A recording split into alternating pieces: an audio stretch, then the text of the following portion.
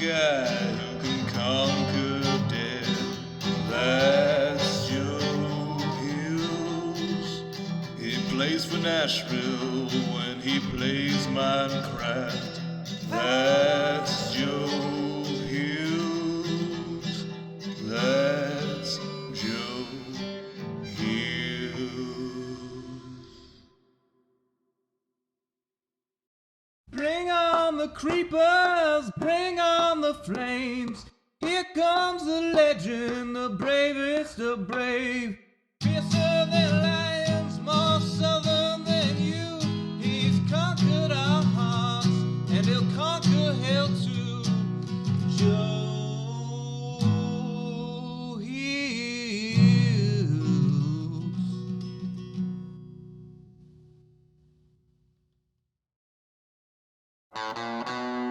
I'm headed down to somewhere, got my pickaxe in my hand. Yes, I'm headed down to somewhere, got my pickaxe in my hand.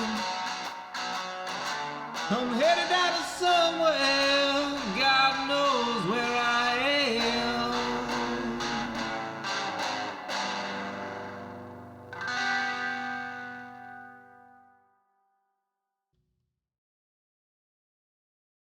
Folks say to be the very best, you gotta travel across the land. But I'm happy here at pretty good, just out walking with my friends. So you can fly from coast to coast for all the antics events.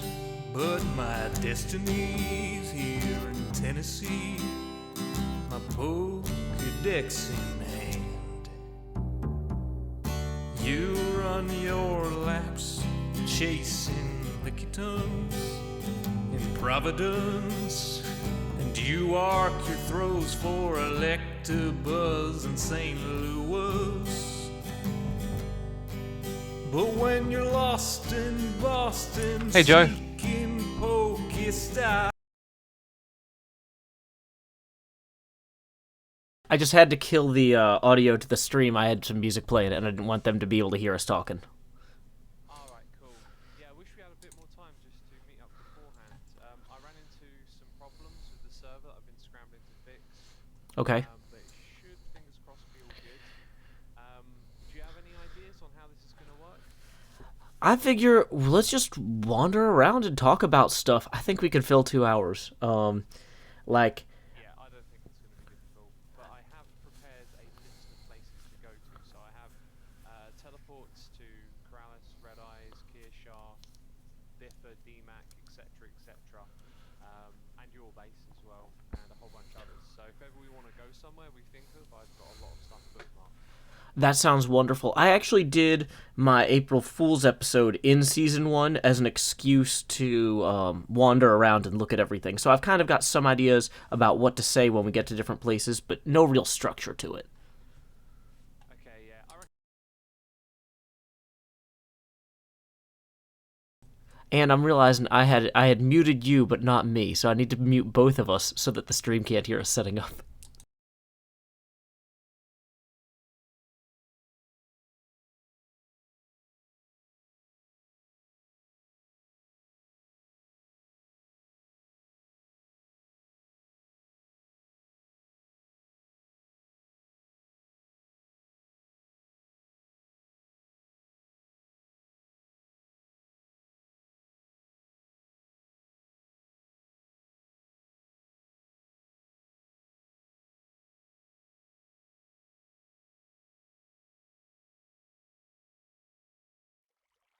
Well, you can race to catch 'em all and fall flat on your face. We'll hatch our toga peas here in Tennessee at our own predestined pace.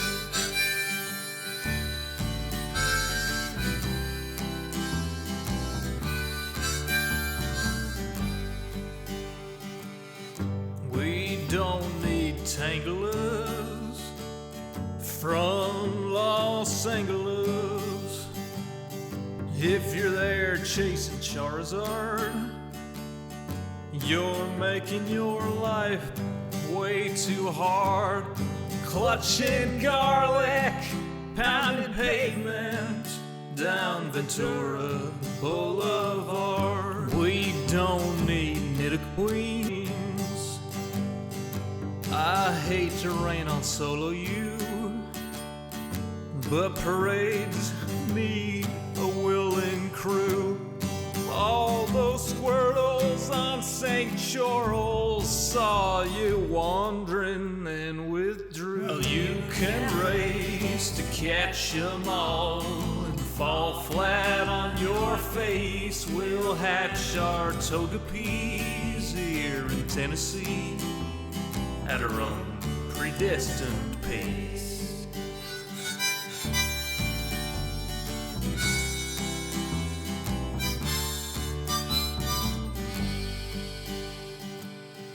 We don't need Lapras from Minneapolis or Polar Bears from Mississippers. There's enough Weedles on Montego. We could evolve a swarm of Beedrill. There's enough Snubbull down the shovel. We could team sled with Grumble. We don't need Oregon from out in Oregon or any Pikachus from up in Massachusetts.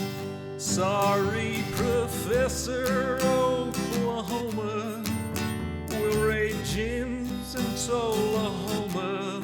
Sorry, Pokecoin Palooka, we'll hatch on hikes in Chattanooga. Well, you can race to catch 'em all and fall flat on your face. We'll hatch our Togepi's here in Tennessee at our own predestined pace. Well, you can race to catch 'em all and fall flat on your face. We'll hatch our Togepi's here in Tennessee at our own predestined pace.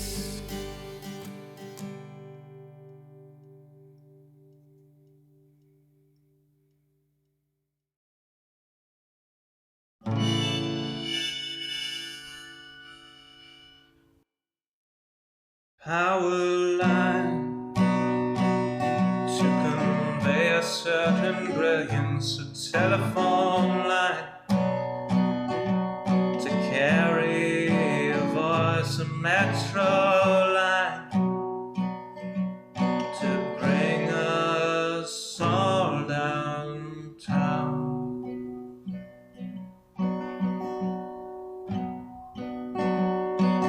Lines of connection, communication, not the borders of boundaries that slice and dice a nation. Divided by the chalk lines of disreputable history, past failures are laid out as we shrug with absent mystery. Those bodies left behind us while we amble on ahead, fearful of the wrong things from newspapers unread. Before I tell you what to do, or you try to tell me, let's all see what's been done and where we could have been. By knowing what's before us, the path might clear ahead and focus on new obstacles uncharted by the dead.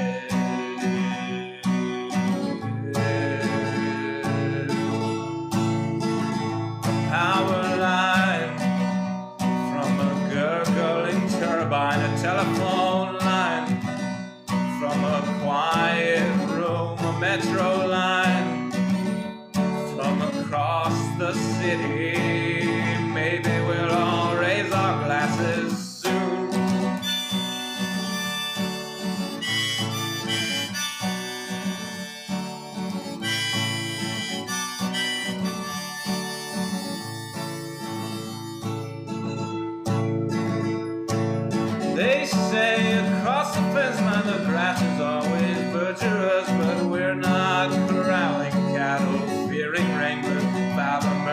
when we look out past divided, we're unsurprised to see more folks erecting fences, becoming detainees. Before I worry about you or you worry about me, let's all dwell on ourselves, we're the private enemy. Becoming who we're meant to, virtuous and creative, we won't dread the different, the strange or unrelated.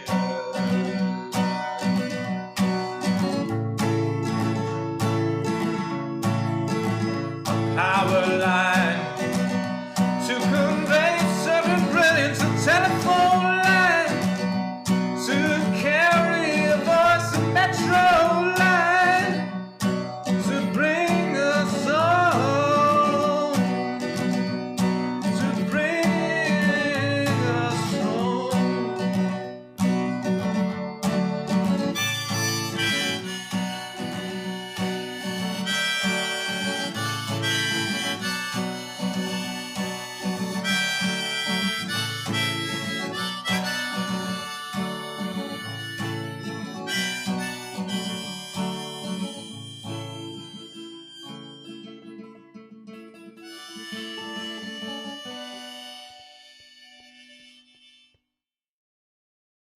I put the cogs into the box and then I've got another load.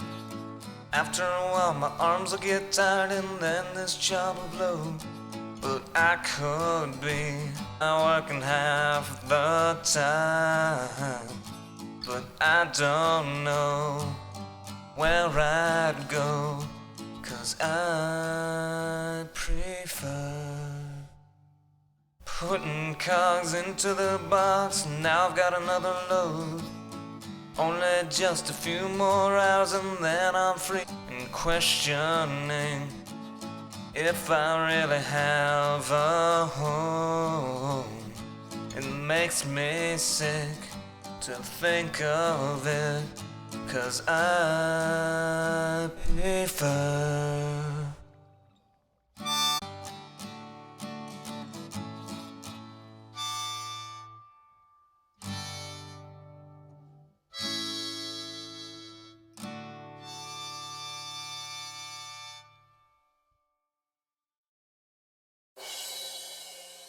send me a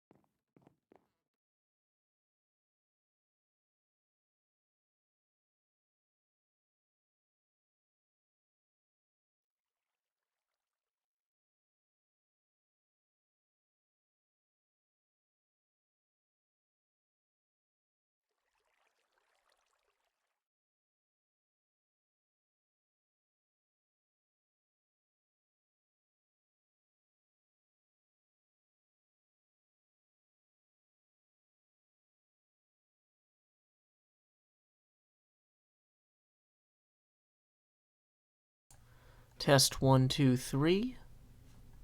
I think that we are live. Are we live? Did it work? YouTube is working, I'm hearing. It's back, some people are saying. Isuma. I think I got it. Woo, okay, good deal. I think there's something wrong with the hardware encoder. I think the hardware encoder on here has crashed. And so I switched over to CPU encoding, which is terrible for recording, but we're just doing a 30 frames a second stream today, so that should be good. You know, 7 years of this, and computers still not on our side. You know, it's unlike every science fiction show ever, in which we envision a future in which we live in harmony with machines, and they never try to ruin our lives or destroy our 7-year anniversary stream days, ever. So, howdy X, my name is Joe Hills. I'm going to take my helmet off so people can see my cool shirt. Oh no. I guess I'm going to put the signs in my offhand. And wow, I'm just carrying a bunch of random stuff. Sounds good, X. Can you hear me? Hello, I can hear you, Joe. Howdy, Asuma. Joe Hills here, recording as I always do on the Hermitcraft 1 server. Recording and streaming. Oh, yeah, I'm not recording at all. Good point. That's true. Joe, I don't know if you saw I sent you a message, but there is a new feature on Twitch that allows two people who are streaming to be part of a squad, and it allows the viewers to see both streams at the same time. Oh, how do I change that? Are you aware of what that is? No, I've never heard of that ever. Okay, so it says, Okay. Can't invite Joe Hills due to squad stream access restrictions. Where do I change that? Well, you might not need to change it straight away. If you go to your dashboard on Twitch, which I have open, I don't know if you have it open when you stream. It's got all the info about the stream on it. No, because I don't like to know how many people are watching, but I'll open it now. All right, okay. Well, there is a squad stream panel, and then you can send an invite. So what might work is if you send an invite to me, we might then be able to hook them both up that way. Squad stream panel. Wow, there's so many panels on here. Yeah, they put a lot of info in. Wow, this is all new. Okay. I don't actually see the squad stream panel. Where would I find that? Okay, if it's not there by default, there's probably a way to add it, but maybe we shouldn't dwell on it too much. I can't remember how you add a new panel, so... Yeah, I'm just going through the sidebar here. There's live extensions, achievements, events, activity. Do you have to be a partner? I'm not partner. You want to be on the dashboard page. Yeah, I'm on the dashboard So Joe page. Hill / And if you don't see it in a box, I'm just looking. I don't know how you go and add one. So should we just pass on it for today? Yeah, I'm sorry, folks out there in television land. We tried. We tried. I've been interested in that feature since they added it and never had an opportunity. And then I realized today could have been that opportunity. But if I'd have thought about it sooner, I could have messaged you and we could have gotten on top of that. No worries, Asuma. When we do this again in 7 more years, we'll get it right next time. That's right, yeah. By the way, how do you want to handle notifications, noise in your ear, thanks to the audience, that kind of thing? Should we take a moment every now and then just to thank all the peeps? Because I'm getting tons of noises in my ear today. Yeah, that's usually what I do, is like every 15 minutes or so I read back, like I'll take a quick break and say like, oh, thanks to all the people who donated, names, rather than just like having it continuous. That's great, yeah. I'd like to do it like that. Okay, great. So everybody who's helping pay Asuma money, keep doing that, but know he'll acknowledge you in 10, 15 minutes. With due time, acknowledgement will be given. Excellent. Cool. So where would you like to start the tour? Here seems like a very appropriate place. Sure. For anybody who has never been on the Hermitcraft Season 1 server, this is what would you call this? Our spawn village, I guess. Yeah, this is the actual spawn chunks, and this is where we all created a spawn village together. That was kind of the thing to do, right? Everyone builds a little starter home here, and then they go off and do their own base. Yeah, Something like that. Yeah, and I think Generic B gave me this house. Somebody had started it, and I just replaced all the materials piece by piece as the season progressed until it was like a house of Theseus all my own. Yeah, that's exactly how it went down. Because I looked at it a second ago, and I was like, "There's Generic's little outpost," and then I see the sign, and I'm like, "Oh yeah." Yeah, I ended up adding a bunch of floors and stuff down here with like just more storage. And I always liked, this was before we had signs in the game where you could, or like item frames. So I always liked to put my storage chests on top of whatever I was storing. Which so like my netherrack would be on top of netherrack, logs on top of logs, that sort of thing. It's not a perfect system, and I didn't follow it 100% of the time, but it generally worked. And It's not something you see so much anymore. There's a lot of that going around this world. I've had a look and teleported to lots of places.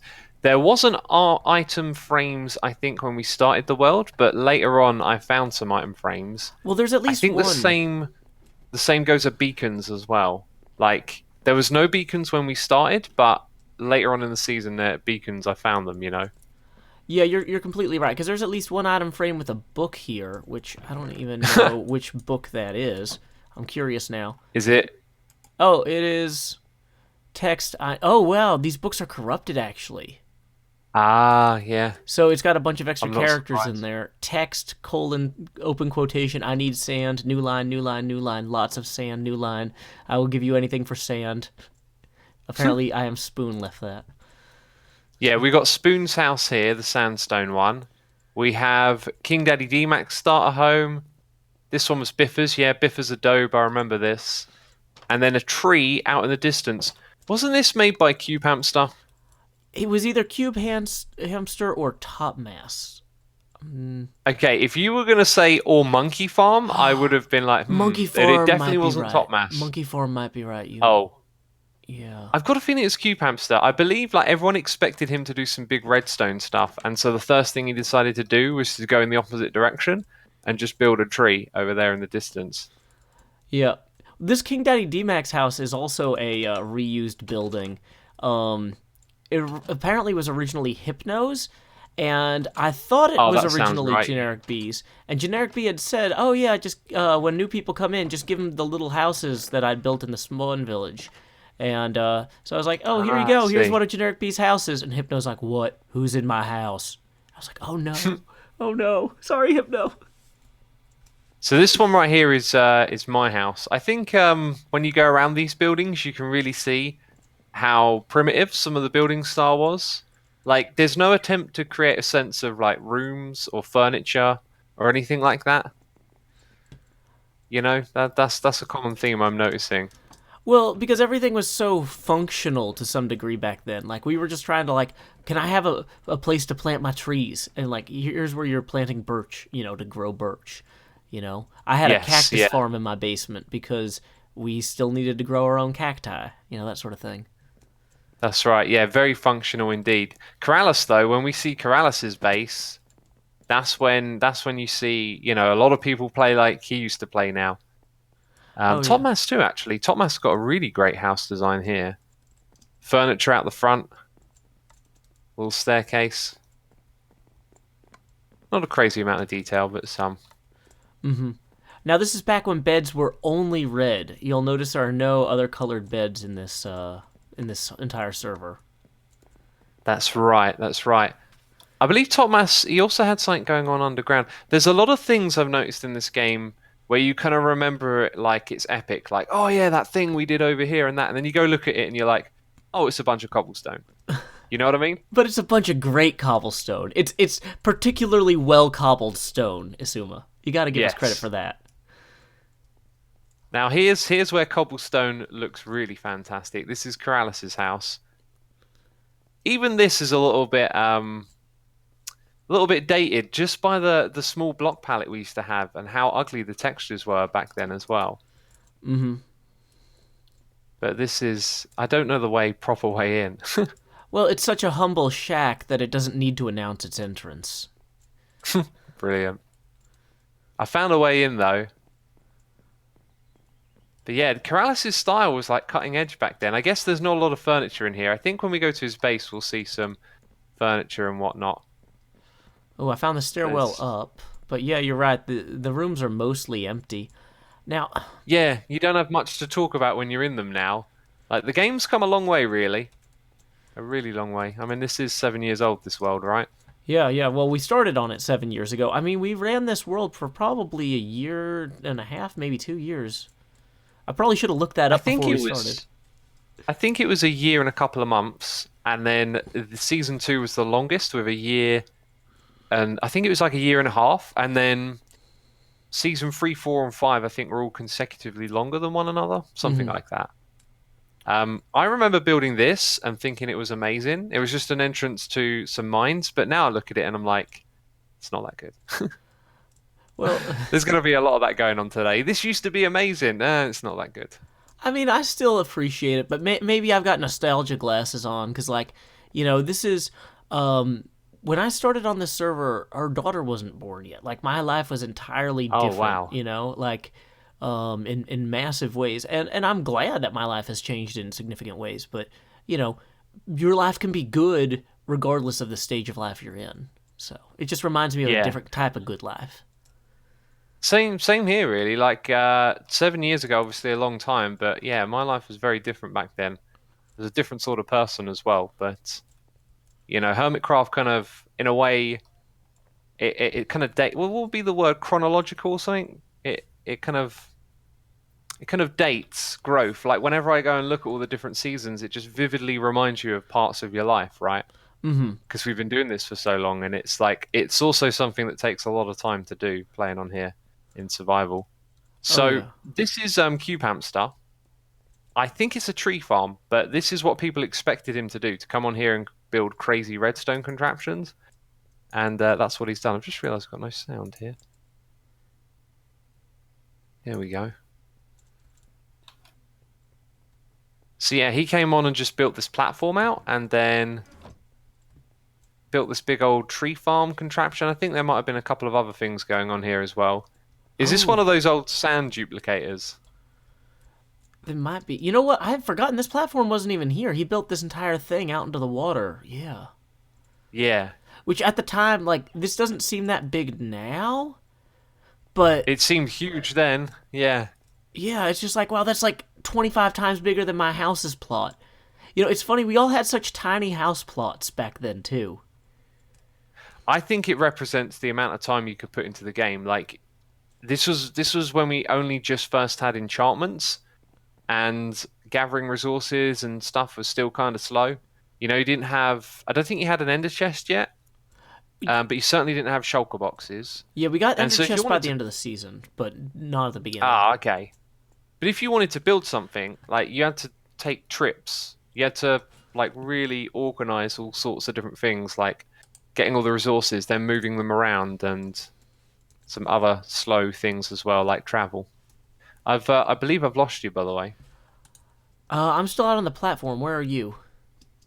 I'm at the towers. I wanted to show off these towers next because around here I did a bunch of communal projects. Like there's tree farms. Mm-hmm. Is this a skeleton farm down here? Spawner farm. Yep, that's the one. Oh, it still works, apparently. Oh, it looks like it. This had yeah, it had like a drowning mechanism or something. Like you could choose to have the drops delivered to you. Didn't have hoppers. No hoppers. You had to stand here and the drops would come to you. So if I do that and it still works, look, the water comes out to here. Because we didn't have hoppers to collect the drops automatically. Mm-hmm. And then the other side means they dropped here and you could kill them one hit kill and get the XP. Yeah. Which is cool. But out here, this is my favourite of all Hermitcraft builds. The melon and pumpkin towers. They were just really well received by everyone here in the community. Just classic design, really. This has been built on every season of Hermitcraft except our current one. And I plan on changing that. Yeah, these were definitely a big hit, and they seemed so tall at the time too. It's such a little thing Yeah, they to did. think about, but like just our concept of height has changed because I think the world height limit used to be 128, and then they increased it to 256 during season 2. Yeah, that's right. Also, we now have rockets and wings, and we can fly like high up into the sky, and so that I think that kind of naturally draws buildings a little bit higher. You know. Mm-hmm. What have we got? So many things. It's a chicken farm over here. Yep. Booyah. Should we do a little reading of the... Oh! What are the odds? Literally got 4 in 1. That's extremely rare. Wow. This is truly an auspicious occasion, Suma. Yeah. Do you want to, should we go through the noises in our ear? Yeah. Should we both mute our own mic or mute Discord for? Oh, we can leave it running. You want to do yours first? I'll do mine after. Something like that. Yeah, I didn't have mine pulled up entirely. But I'm gonna say my list is probably gonna be shorter than yours. Thank you for $20 to Will Kilo, who writes, "Morning, Joe, so early," and then that's the entire list of all the donations I've received.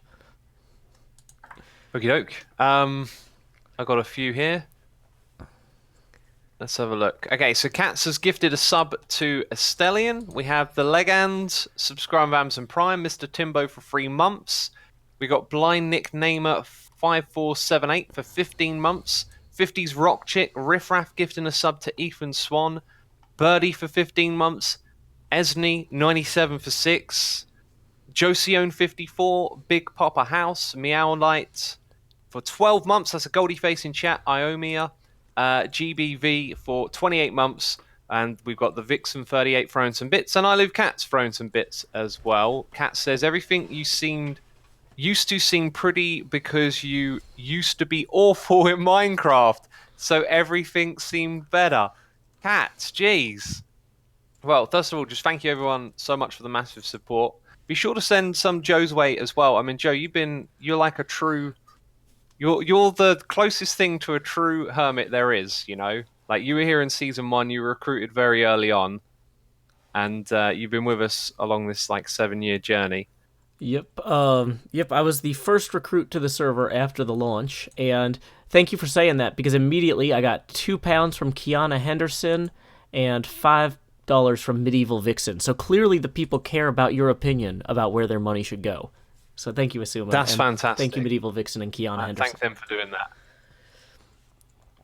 So yeah, thank you to everyone there for the support. What was the other thing I was going to say? Oh yeah, Cats. What do you think about what Cats said? Did we used to be awful at Minecraft? Or yeah, I'll tell you what my opinion is. I think if you turned up and did this stuff today, it would look awful. But I think the community in the game evolves with the game, right? The way we play and build and the things that we do within it. I think it kind of grew alongside the game itself. I'm actually gonna argue that Cats is incorrect. I have gotten worse at Minecraft, but I've gotten better at architecture and logic and all sorts of other things that make me more entertaining.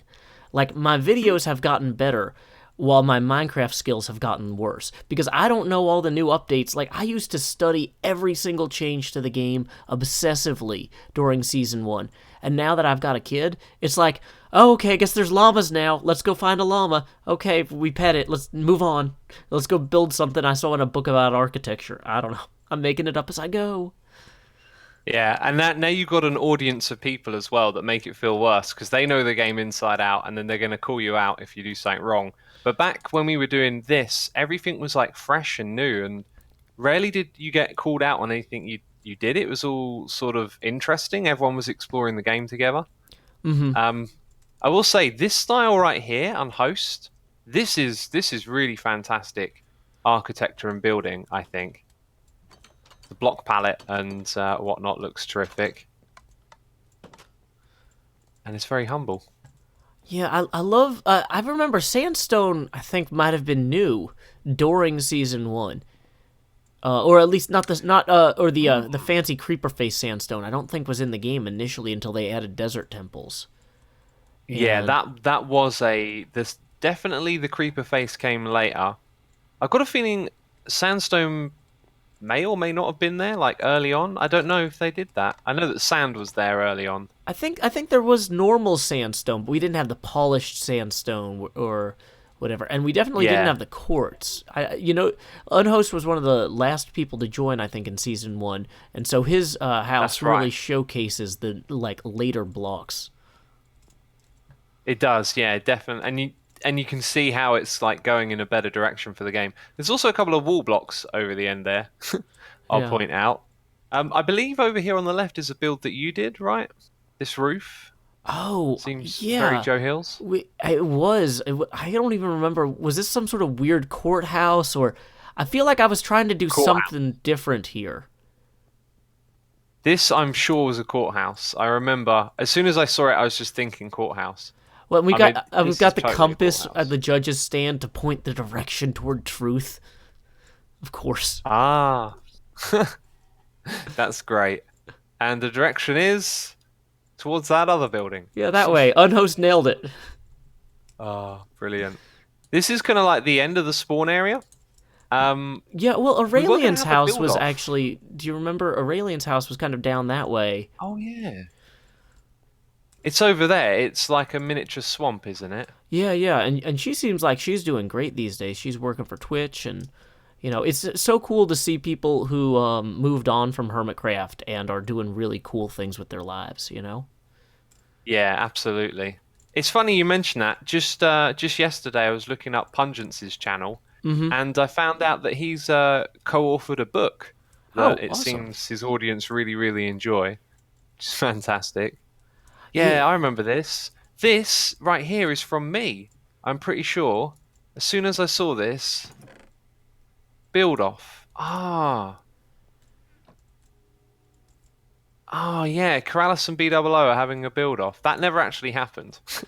So many things never actually happen, but that's part of the joy of video games. Is not everything has to be real. Oh, I remember Aurelian's true. house. She had this plan when she first. Yes, the basement. Yeah, where she was gonna chain us all up. Yeah, wasn't Generic B like locked in here for an episode or something? Yeah. She had this thing where she would lure us here with promises of cakes or something. This was like her witch house from like old fairy tale type thing. Yeah, I do remember Schism and Pungence getting locked up in jail in season 2 and doing entire episodes from inside their jail cell, which amused me greatly. Oh yeah, there's a lot you can do with just a camera and a microphone. Like this game is so flexible. It's funny because a lot of newer viewers expect everything to be, oh, it's got to be gigantic and it's got to be dynamic, but like you can still just do a lot from one room. Yeah, totally. Oh, I like this Totally. wool So- tree. This is interesting. I'm trying to remember who built this. I think it might have been Unhost. Or possibly Cilantro. Oh yeah, this feels like a Cilantro gamer build. Cilantro is still I was out looking there at his streaming base. some days. Yeah, he was quite advanced for the time. Like going back and looking at it, it was pretty clever build style. So we've seen most of this. Is there anything else here in the spawn area you think we should cover, or? I'm happy to. I figure let's go ahead and wander through a portal and show folks the old Nether hub before we continue on. Okay, unfortunately, all the Nether portals get broken by updating to 1.13, so no Nether portals will work, and that's why I had to put together this list. But I can take us to the Nether hub very easily. Well, I was gonna say we if could you have a also- ladder, we can just go relight the portal. I've tried this in single player, and it will take you to the Nether hub, just not to where the original portal was. Yes, it will create a new one because the old ones are all unlit. We can do it that way. Yeah, I mean, Also, Oh. while you're heading that direction, we can show off the Nether Hub. There's also a gaming area that we built on the opposite side of the spawn area. Do you have game mode 1? I'm not sure. Would you like the ability to fly? Sure, I believe I can fly. There we go. So over on the opposite side, there was like the very first idea of a gaming district, but it never moved beyond, I think, 4 games, or was there 5 games here? We had Connect 4. Corrales made a shooting game where you shoot arrows, and so did Red Eyes as well, I believe. Make a shooting game. And then there was also basketball. You know, This has got hoppers.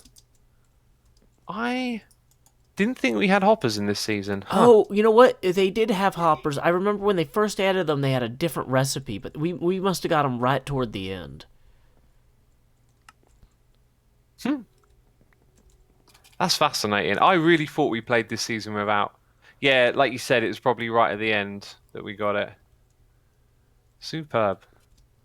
You know, So, I remember that Generic actually said one of the reasons he chose this seed was because of the mushroom biome so close to spawn.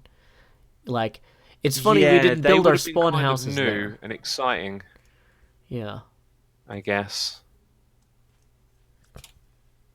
Oh, and then Joe, you got to come here. You got to do this. Oh, the unstable stable. Yep.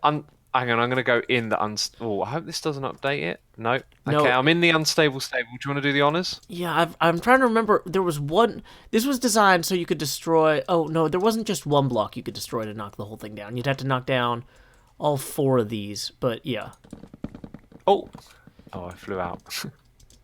but yeah, that was. Trapdoors are no longer dependent. They used to be dependent on other blocks. Yep, and the idea was that I wanted to have a stable with maximum instability. Because, you know, what's the point of putting a video up on the internet if it makes sense? Yeah, I love it. Oh, that's a classic Joe Hills moment right there. Okay, let's see where this takes us. Obviously to the Nether. Oh, that would have been me earlier. I had to light it up because I had some issues where our spawn disappeared entirely, and I had to re-upload it. Oh no. Not sure why that happened. There is something really cool in this that I've also forgotten about. We had a shopping district in this Nether Hub. Oh yeah, the little mall here, which I loved so much. It was such a fun little idea. Are you looking for it? I'm standing right in front of it. I'm doing a little like 360 just to show the peeps the hub. Oh, I love It's the like a Xbox. I'm gonna do platform the in the same. middle with chains holding it all together, and then 2 layers of walking space. The angels with bent halos foundation. Oh, I forgot how far it goes back. The whole role-playing stuff and shops. I don't know why, but I thought shops was like a thing unique to season 2. But of course, we had this in season 1. Well, I mean, the idea of having shops, I remember, was really common in multiplayer servers in general, because it used to be that the terms of service allowed people who ran servers to just sell things for cash. And so almost every, like, open public multiplayer server would be like, hey, you get some diamonds if you give us $5. So us being like, Wow. whoa, you could, oh yeah, yeah, this is a shop where you can trade ladders for wool or ink for carrots. I think that might have been I mine. prefer this sort of economy to the cash for diamonds economy. Yeah, exactly. Oh, and here we have our public project resources area, which was the predecessor to the, like, hey, you want to do a big build? Here's a bunch of stuff type thing. What do we call that? Yesh, I think we called that in season 5. Y'all each share Yesh. hermits. Yesh. It was next to the don't- NHO sign, because I'm a jerk. Oh, okay. But yeah, like it's a place just to put things that you don't need for other people to. Hey, why are there iron bars here? Did someone? I think someone went and shut down all the shops at one point. Yeah, the Goon Squad, which I'm trying to remember who exactly that was. I think that was that was basically the B team with Schism and Pungence. Yeah, I don't think Schism and Pungence were here yet. I think that might have been who's Pungence's brother? I'm blanking on his name. BOO. I was gonna say we hung out in Vegas. I should know this guy's name. But yeah, I think That BOO was was season 1 they joined. Definitely season 1. Oh yeah, you're right. Here's Pungence, King Midas's beautiful accidents. Oh, that's actually a funny concept for a gold shop. King Midas's jeans, King Midas's tennis shoes, King Midas's Yeah. baseball cap. Oh, this is a joke so good I wish I had thought of it. That doesn't happen often. Thank you, Pungence. Awesome. You have made my day. I got my TNT shop over here. TNT for diamonds. Okay, this is someone's shop, and then this is the Tea Eaters agency shop thing, where you can essentially request the Tea Eaters to come and do some shenanigans, which was me and Biffa, and this was our shop. Yeah, you guys had some fun stuff early on. Like with your roleplay. Like you had that, was the secret agent thing in season 1 or season 2?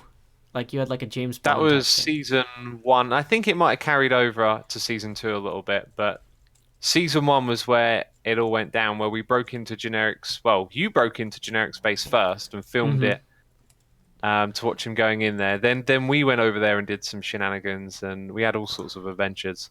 That episode where I broke into Generic's base is still one of the most popular episodes I've ever made. I get comments on it like every week. It's insane. That's great. Yeah, like out of everything I made, that for some reason that's one of the ones that like resonated the most with people. Yeah, it's how YouTube works sometimes, right? Like it gets these videos where it'll always put it somewhere and recommended, and someone will start watching it and enjoy it. So, where should we go from here? Is there anywhere in particular? I know that most of these Nether tunnels. Oh, I tell you who has a great Nether tunnel and a great base as well. Sure. Do you remember what Red Eyes' setup on here was like? Yeah, let's head that way. So EFO is a part of Hermitcraft, but like looking back on it, I think Red Eyes was like our EFO on here back then. The way he played was really kind of like oh, this is the wrong tunnel. I think it's actually the next one over. He had a very like tinkerer's mind for sort of messing around in the environment, right? Mm-hmm. And Yeah. so he has loads of like technical projects that some of them don't even have objectives, right? Like it's not like, oh, I'm gonna, make a mob farm so I can get gunpowder and make TNT. It's just like I'm gonna try and make a mob farm that's different from anything you've seen before. Um, and so this is his tunnel to his area, and he decided to just leave this thing kind of open so that Gas can shoot it, and that he had to like maintain it from time to time. And he then also decorated it with grass and these big walls of fence posts that would stretch up into the sky. And it was just a very different way of playing, which I really found inspiring. Yeah, when I initially, like, when they added the Nether in the Halloween update, I was so terrified of it all the time. I would always want to be enclosed. I'd be building little walkways as I went, and Hermitcraft really taught me not to be afraid of the Nether. Like, it's okay to just wander on Red Eyes' path. I think there was a time when the Nether was quite difficult, like it was quite a tough and scary place. But remember, this game's gotten really easy over time. They had enchantments, they just give you buffs without really giving you more risk, and so being in the Nether isn't quite as hairy as it once was. That's true, yeah, because we didn't have fireproof potions. We didn't even have brewing stands, or I think we did have blazes, because I remember Vetches sending blazes after me in certain super hostile maps before. Vetches. Yeah. Oh, super hostile! Wow, you were a super hostile guy. Yeah, that's I actually how remember I started, yeah. you were one of the four. There were Cleo was one of them as well. There were four of you who he used to promote, and I think that's how I first watched your videos and first watched Cleo's was through checking out super hostile playthroughs. Yes, it was Team Tunnel Rat was myself, Cleo, Pause on Pause, and Zisto. And That's it. Yeah, that's the four right there. Oh Yep. wow. And Vetches also promoted Good and BOO and Etho and some other folks because like we would do all sorts of events. He really did an amazing job of connecting the community early on. Like he unified Yeah, us for in a sure. way that a lot of people didn't know was possible. I'm getting really nostalgic about those days now. Like for a lot of people watching right now, super hostile, they might not even be aware of it, but it felt like back then it was like a big deal. Like, hey, someone's taken the Minecraft game and then made these amazing maps to play. Mm-hmm. And it was also organic as well, everything about this game. Community kind of just came up with everything. So we're now into like Red Eyes' nether half of the base. And this I think on this side there is a magma cube farm where the magma cubes end up going onto the cactuses and into the hoppers. Mm-hmm. I know that there is a big wither skeleton cage somewhere, and this is way before like Psycraft and what's the other one? JL2579. What was his group called? Oh, Blanking. I wasn't Zip connected to them. Crowd. Oh yeah. Yeah. Well, in the technical community, like these guys came along and just like brought in some concepts and ideas that just made like farming so much more powerful but standard as well. And like the stuff that you'll see here in Red Eyes' base was sort of before that. So they're very much born out of an earlier time where not everything was known. I'm struggling to find his farm here. I think I've gone past it. I'm gonna fly. There's some sort of Aha. This is really cool how he incorporated the Nether Fortress into the base. I don't think Wither skeletons Yes. spawned yet, and so that wouldn't have been a concern the way it was later. Or did they? I believe they did because this was a farm for that.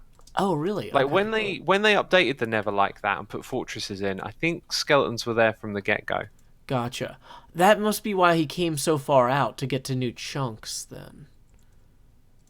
Could well be, yeah. Yeah, good thinking. That's probably why it's so far away. Oh wow, he's got this I whole also brick build in here too. Looked at the overall Hermitcraft world, and we like you didn't explore as much of the world back then. There's it's a small world, and After so all, you didn't have to travel too far, but it was still a big deal to travel.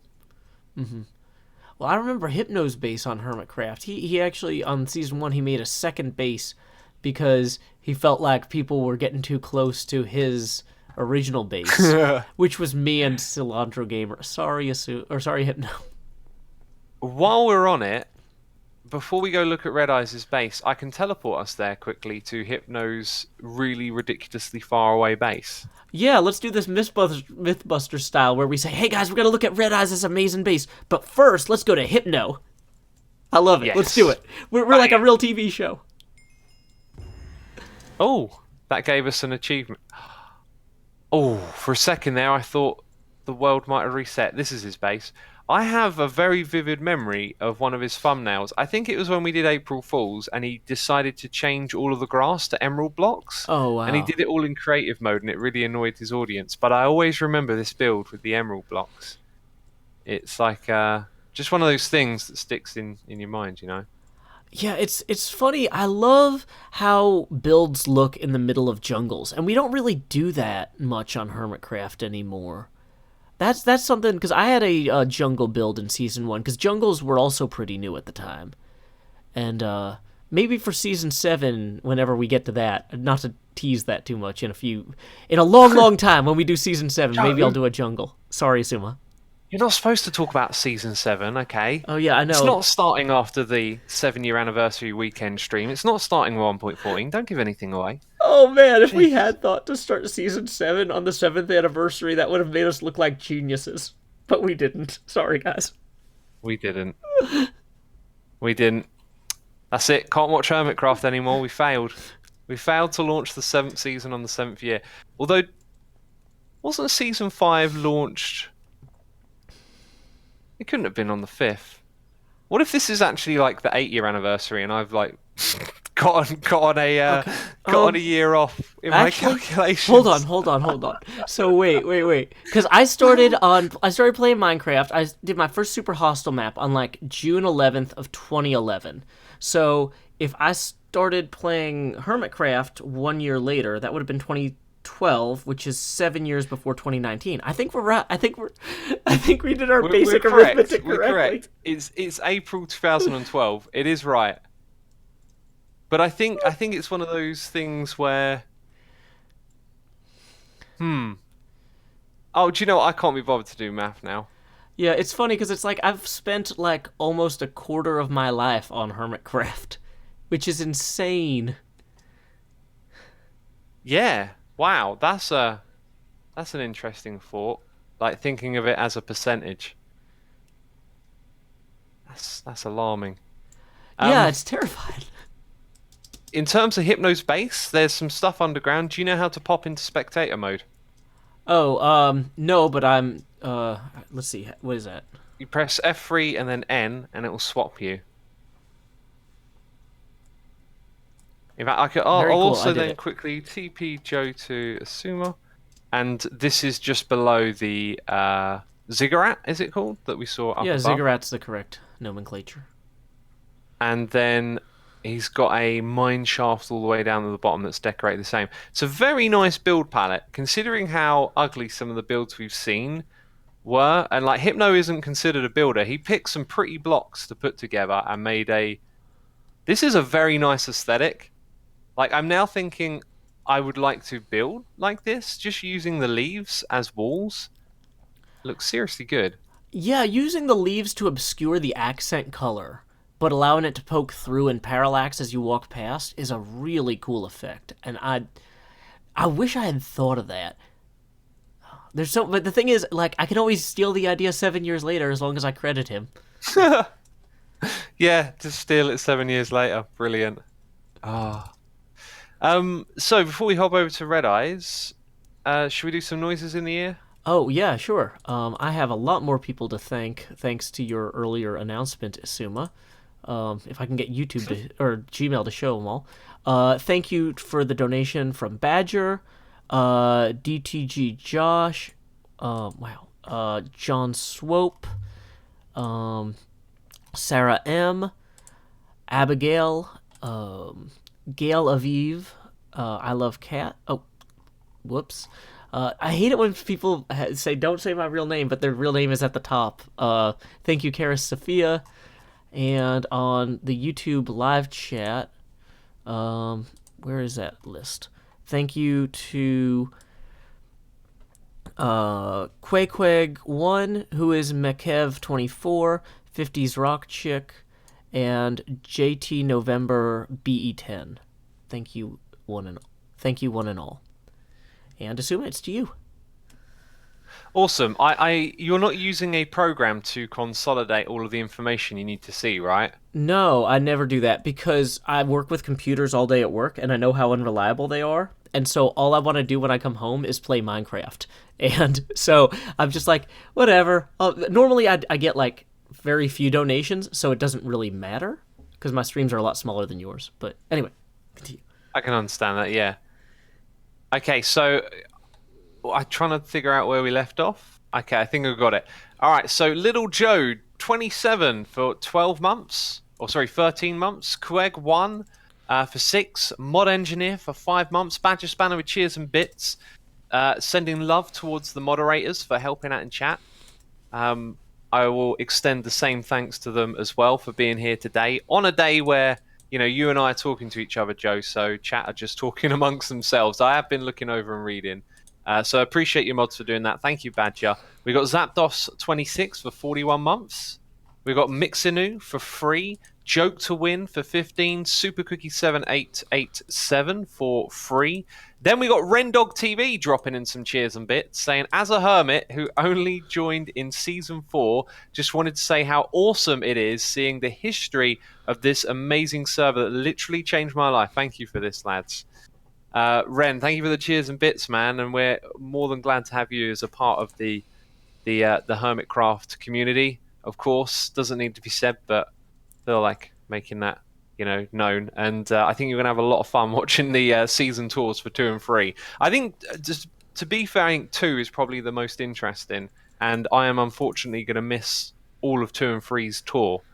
I might have to fire up my laptop and see if I can watch while I'm out and about doing things.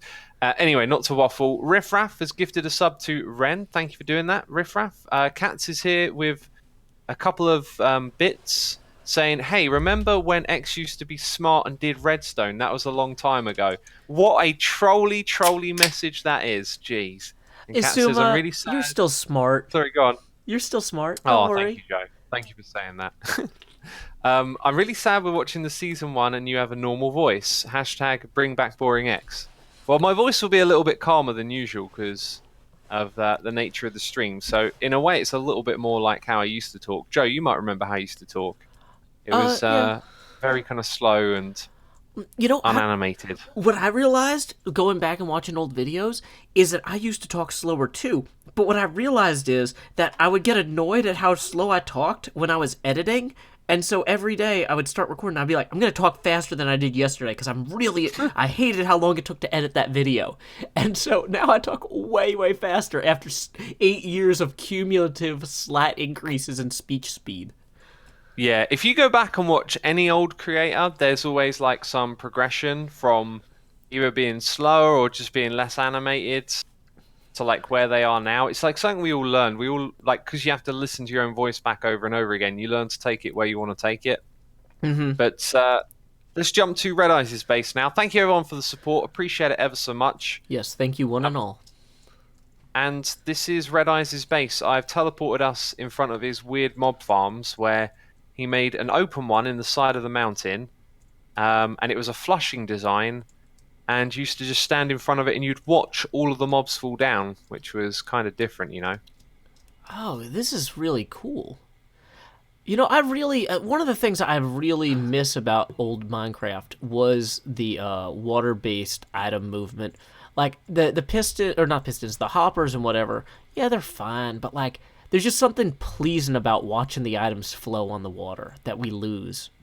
That's true, and I kind of brought that back a little bit for myself this season by doing those pipes that distributed the items into the buildings as opposed to hoppers. Mm-hmm. And that was quite well received. So it's one of those things like in Minecraft, you're always trying to get your imagination onto the canvas, right?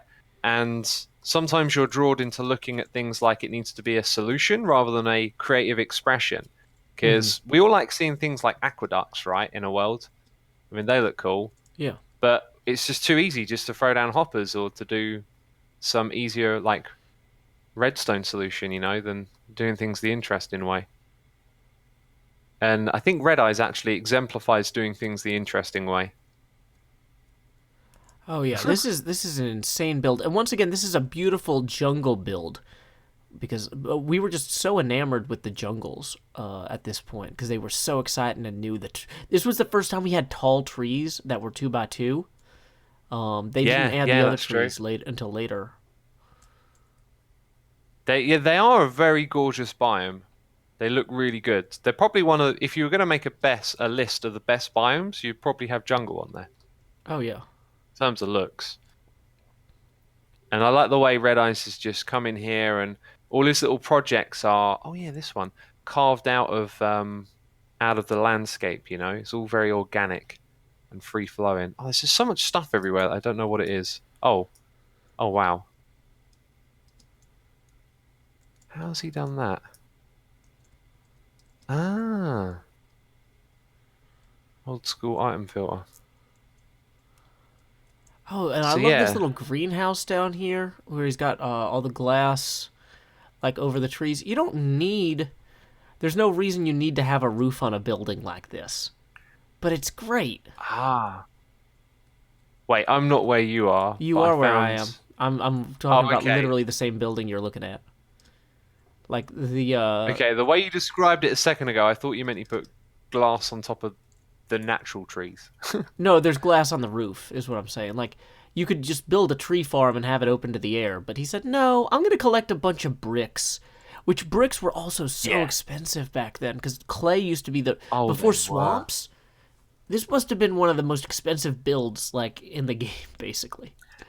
You say that. I tell you, there's always been a good way to get clay that's a little bit easier than you might think, and that is just to follow a river. If you go down a river, rivers tend to like go a long distance in this game, and they're full of little patches of clay. But then you got to like travel all the way down the river and then travel back again, I guess. Oh yeah. It is Travel an was effort. tough back then. Well, we had boats was the only thing, and I think boats were slightly easier to control originally. They kind of Yeah. changed the control scheme, but like, yeah. Wow. I'm finding like there's so many little areas tucked away of Red Eyes' base. Like I found a storage system and some more farms. He did a lot in this area. He did a lot of stuff, which reminds me to fly up high. There's another mob Oh, farm up here. yeah. Wow, I went underground. I'm in spectator mode, and he's got this huge branch mine down here, arrayed in a Whoa, I see very that. regular pattern. My mines are always just kind of a mess. I've never actually looked at them in spectator because I don't want to feel bad about myself. But this is really nice looking. He's got a farm down here, a 3 spider spawner farm, and then he's decorated it with quartz blocks. That's dedication right there. Wow. That's awesome. So, do you have any other places you want to go check out? I think we've seen a lot of what Red Eyes has done here. Honestly, I wasn't super familiar with his base myself, so I think we've probably seen everything I could name. Okay, let's have a look through the list then. Do you Yeah, want to go to your base? yeah, we could. I was gonna be a lot of me talking about me. That's fine. That's fine by me. I want to be reminded because I went there yesterday and then all of a sudden I started having like, the memories come back of what was done. So this, I don't think this is the beginning of your base. Oh, This is this just the this is the path that beginning goes of my through it. base. Yeah, Oh, no. okay, it is. So my Nether portal. So at one point when they added Nether portals, Notch had said that he was going to change them so that ghasts came out of them sometimes. And so I built my portal Oh, really far from my base, so I wouldn't have to worry about that. I And did not know that. That's fascinating. yeah, that was in the original announcement for the Halloween update. And then he never said he decided not to do that. So I just didn't want to have it near everything. So we've got a path that actually leads in the wrong direction. This is this path literally goes nowhere. That was just to confuse people because I wanted my base to be kind of terrifying and off-putting, which is also why we have these organic nether kind of structures, tentacles type things here. It's funny. I was looking at the path and I was trying to like piece it together. Like, where was this supposed to go again? Like, I was expecting to find something at the other end. Yeah. Yeah, no, that was just to distract people, so they wouldn't go to my secret redstone lab, which is in the total other direction. You'd have to ender pearl through the trees or jump through the trees. I guess we might not have even had ender pearls initially. It was a real pain. You had to trudge out here. Yeah. And I wanted it to be. I wanted my base to feel kind of remote, even from the nether. And so on the roof somewhere here, there should be a ladder down into the redstone lab. Now, Generic B had explicitly invited me to join the server because I was not a redstoner or a builder. I was something weirder. But I was like, I wonder what I could do with redstone. So I built things like... I have a NOT gate here. I don't know, I don't know what half of these machines do anymore. But, this is just one of those things where, yeah, I was like, oh, okay, here's how you... Episode 6, piston and gate. That shoots you. Apparently it shoots you. Yeah. I don't know. Amazing. Yeah, I just had all these ideas for dumb little inventions. Oh, and this was when note blocks were first added. I had a little addition here. But yeah, I wanted to have this part of the mountain. I loved this mountain because you could see out. And I thought, I'll surround this whole area with different builds, and then when I'm in the lab and I'm filming, you'll be able to see cool stuff in the background. Yeah, that's a very common thing I noticed with old bases is that people like to go to mountains and build inside them. The very first server that I played on, myself, my friend who was the admin, and 3 or 4 other people all did that exact same thing. Just go into the side of something and build windows and look out onto the terrain. So you got something in your base I wanted to ask you about? Sure. This over here has a story behind it. The Victory Monument? Yeah, this was a reference to Vetch's super hostile victory monuments, and Generic B decided he was going to create challenges around the server for me to try to take on, and then as I defeated them, I would earn wool to complete it, because he wanted to make me feel more at home.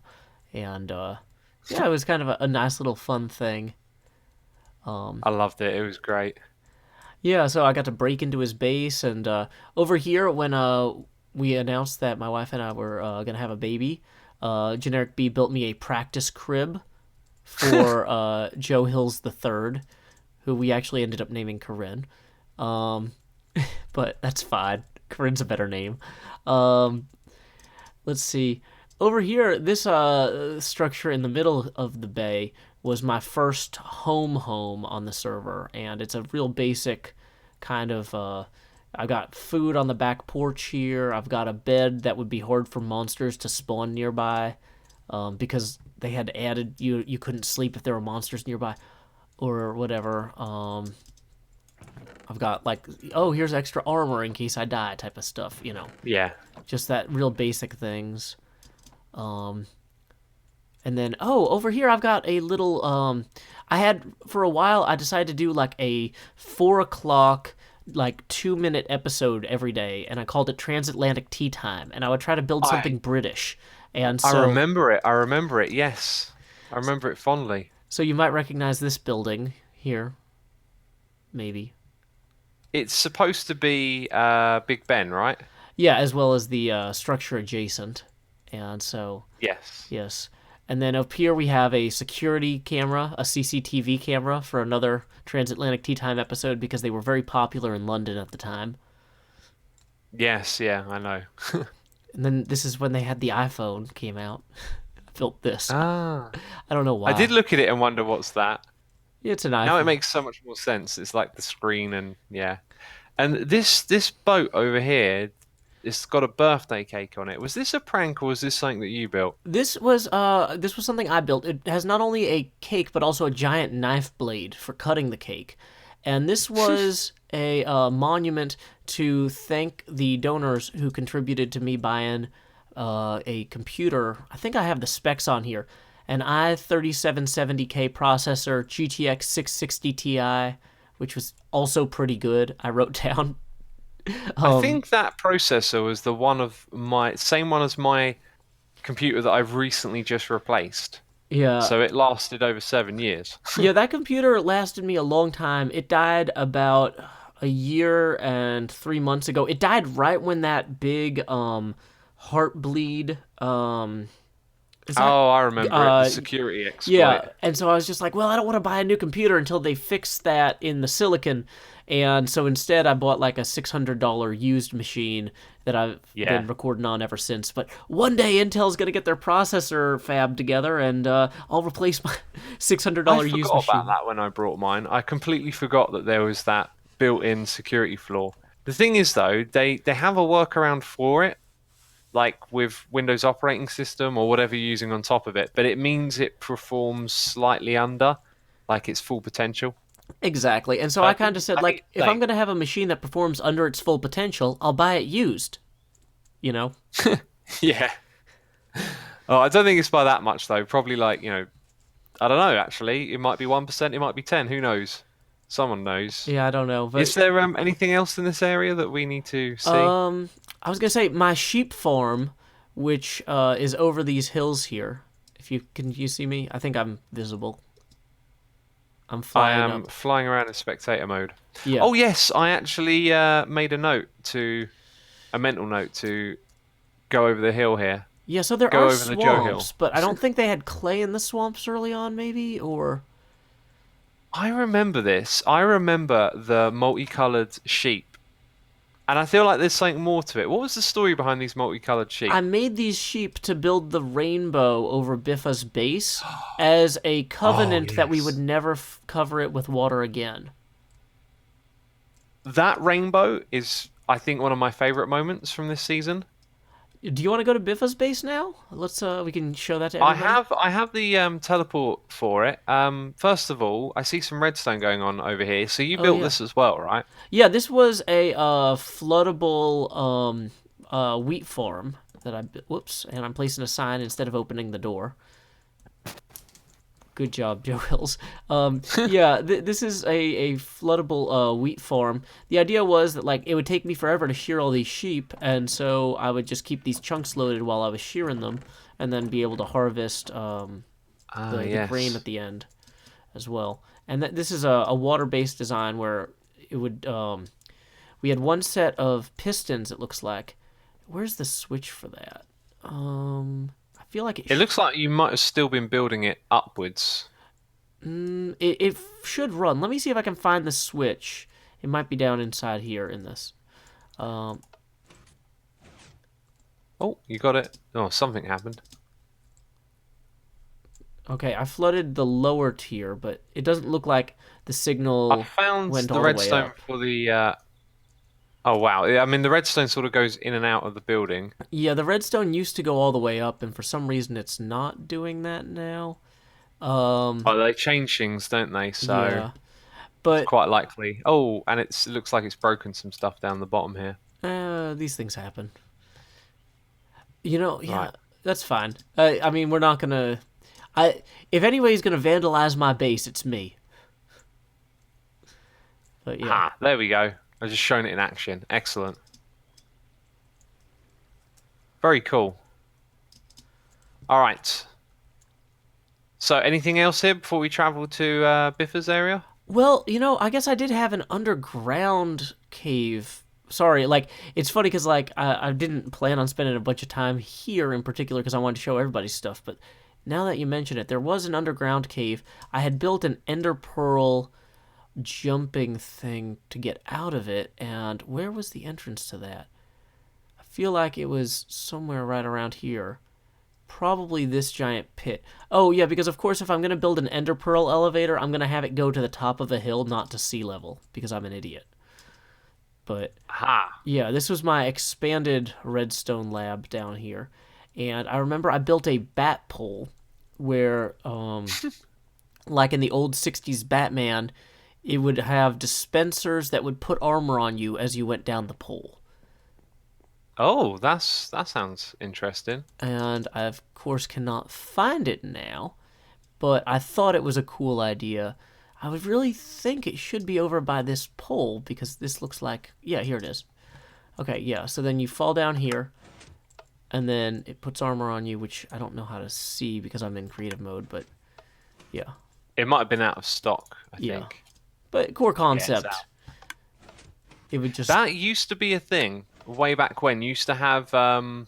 I remember making some. I had so much fun back in the day doing redstone contraptions, and I made a machine where when you died, you'd respawn at your bed, but you'd be on a pressure plate, and it would just give you a new set of armor, and it would give you all the items. Oh, it equipped you, by the way. It equipped you with some leather armor.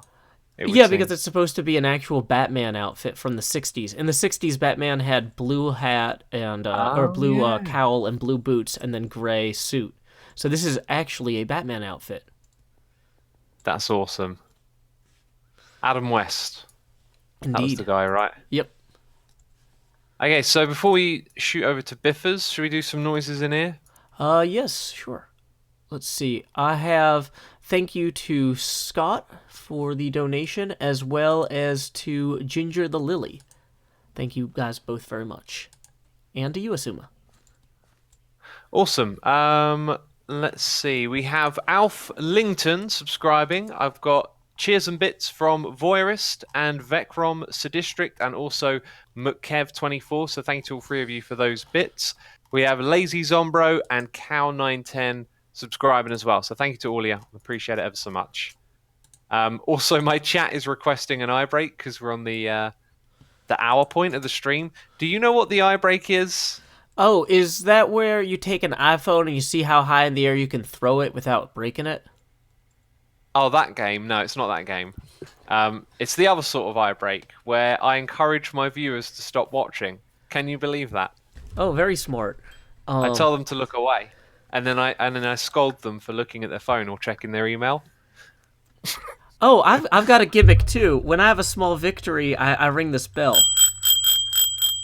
Oh, cool! I like it. But yours sounds a lot more health focused. So let's do your thing. Yeah. It's just a play on like don't stare at a computer screen for hours. Like get 5 minutes, and then it leads on to other things like opening the window and getting fresh air. And I'm not going to do it today just because we only have this opportunity to do the. Well, we could do a tour anytime, right? But today's the day to do a tour and not to do an eye break. Fair enough. We got to go over here first. So that's your rainbow over Biffa's bowl. I like to think of it as everyone's rainbow. It's everyone's rainbow. I like it. There's also signs over here as well. This rainbow is a new symbol of a new covenant between Biffa and his 2000 and America. We will never cover all your base with water again, we promise. Your friends Hypno and Joe Hills. So yeah, so in terms of Hermitcraft history, you're here in Biffa's base and you're looking at the finished product, but Biffa's base is a place where things happened and there was evolution, right? A very eventful place on the server. There never used to be anything here. It was just a stronghold and ocean. And back in the day, we had cheaty sand machines that could duplicate sand. And we would build loads of these machines over Biffa's base and slowly fill it in. And then one day, is the first thing you did on the server, Generic B and Hypno roped you into filling his base back up with water again after he had drained it. Yeah, he had drained about half of this. And what we did in order to make it look convincing was we just did a top layer of water. We didn't actually start at the bottom and do source blocks all the way up. We did a layer of dirt 1 block down, and then covered that layer of dirt with water. And then we ran around with shovels and removed all the dirt, which then dumped all the water into the whole thing. So Biffa would log in. Really bad. It looked really bad when you first saw it. It was like, oh, it's all just been filled back in, has it? Yeah, you couldn't tell that it wasn't source blocks, and he was just like, whoa. But, we felt bad. Well, Hypno and I felt bad. Generic B has no qualms about anything. But Hypno and I felt bad, so we built him this rainbow as a classic biblical covenant that we would never cover his base with water again. And, I love it. It's one of those things like, everybody, when people put in a prank, there's this expectation like, oh, they're just going to tear it down. I love the idea of building something in somebody else's base that actually makes it better in such a way that they say, you know what, I'm going to keep that. He definitely wasn't going to keep the water, but he kept the rainbow. And 7 years Yeah. later, here it is. Do you remember the UFOs over my base? Oh yeah, was that Cilantro that did that? That was you. Oh, was it me? I'm Oh, sure yeah, of it. yeah. So I think See, Cilantro that built a was UFO over my base, and then that gave me the idea to build it over your base, or... yeah. Well, you see, if you remember, I was notoriously bad with being pranked. Generic pranked me, and like I didn't find it funny in the slightest, and so no one pranked me. But then you did, and then it came to that point where it was like, okay, I've been pranked, take down the prank. But I kind of didn't want to. I really liked having this UFO over my base, you know. But removing it was kind of the thing that would eventually happen. But yeah, I agree. I like the idea of it being something you can keep, and I think Corrales is like that as well. Corrales came over here and built a gorgeous little house held up by balloons. It's like the movie Up. Mm-hmm. Is that a Disney movie? It's Pixar, so I think it's Disney. Disney owns everything except Hermitcraft at this point, which is why people should give Hermitcraft their money. Please. Disney, it does appear to be owning a lot of things. That is true. I mean, they own Star Wars now, right? Yeah, and they bought ABC, they bought Fox, they bought ESPN, they bought I don't know, Marvel. Do you know what would be the real power play if they brought Amazon? Okay. Then we Oh. might as well just rename the world to Disney at that point. No, well the thing is Amazon has more money than Disney. That's probably true. Who knows? So yeah, this is it really. This is what this base became, right? Like it all got hollowed out. I'm sure there's lots of little projects and stuff tucked away. There's a storage area, a mob farm in the middle that drops above the end portal, which you can use to get to the end. Did we build anything in the end? Did we do anything interesting over there? I can't remember. You know, we should go see. I don't even. How would you? Where is the end portal actually? It's just above you. Oh, is it? Below. Oh, that's yeah, right. below the thing. I'm just trying to have a quick look and see if Biffer had any projects hidden around, but I think it's all just in the bowl. All the things you see are the projects. So how's the season 1 end looking? Is it a wreck? Okay, there's sheep. I did not expect to see sheep here. Okay, I forgot that we had done. There was something where we put snowmen in the end because they made the Enderman teleport, and it was just funny. Yeah. I don't remember what the thought process was there, but I'm glad we did it. I think the idea was the snow would cover the ground and stop things from spawning on that one. There's also a farm. Ah, an Enderman farm. Oh, this goes back. Actually, I want that. Yeah, I remember. I think this little cobblestone thing that you stand under and hit the Enderman might have been mine because this is a design I've used in Super Hostile before, where it's just like a tiny mushroom, super simple, but it's all you need, technically. So I think you're at a different Enderman farm. The one I'm at has loads of hoppers. I think I installed these hoppers when they were added, and then I think I installed a minecart that goes back and forth, and then you just sit and click, and you get loads of Ender pearl drops. Yeah, this was me. This bit. Huh. I'm gonna TP me to you. Okay. And there's a big old tower over. Oh, is that? Okay, that's where I just was. Mm-hmm. So the cobblestone you found was between the pillars? No, the cobblestone I found was there's this little. Oh, it's over by the exit. Ah, yeah, I see Just it. this little mushroom here, which is really all you need to get ender pearls, if that's your objective.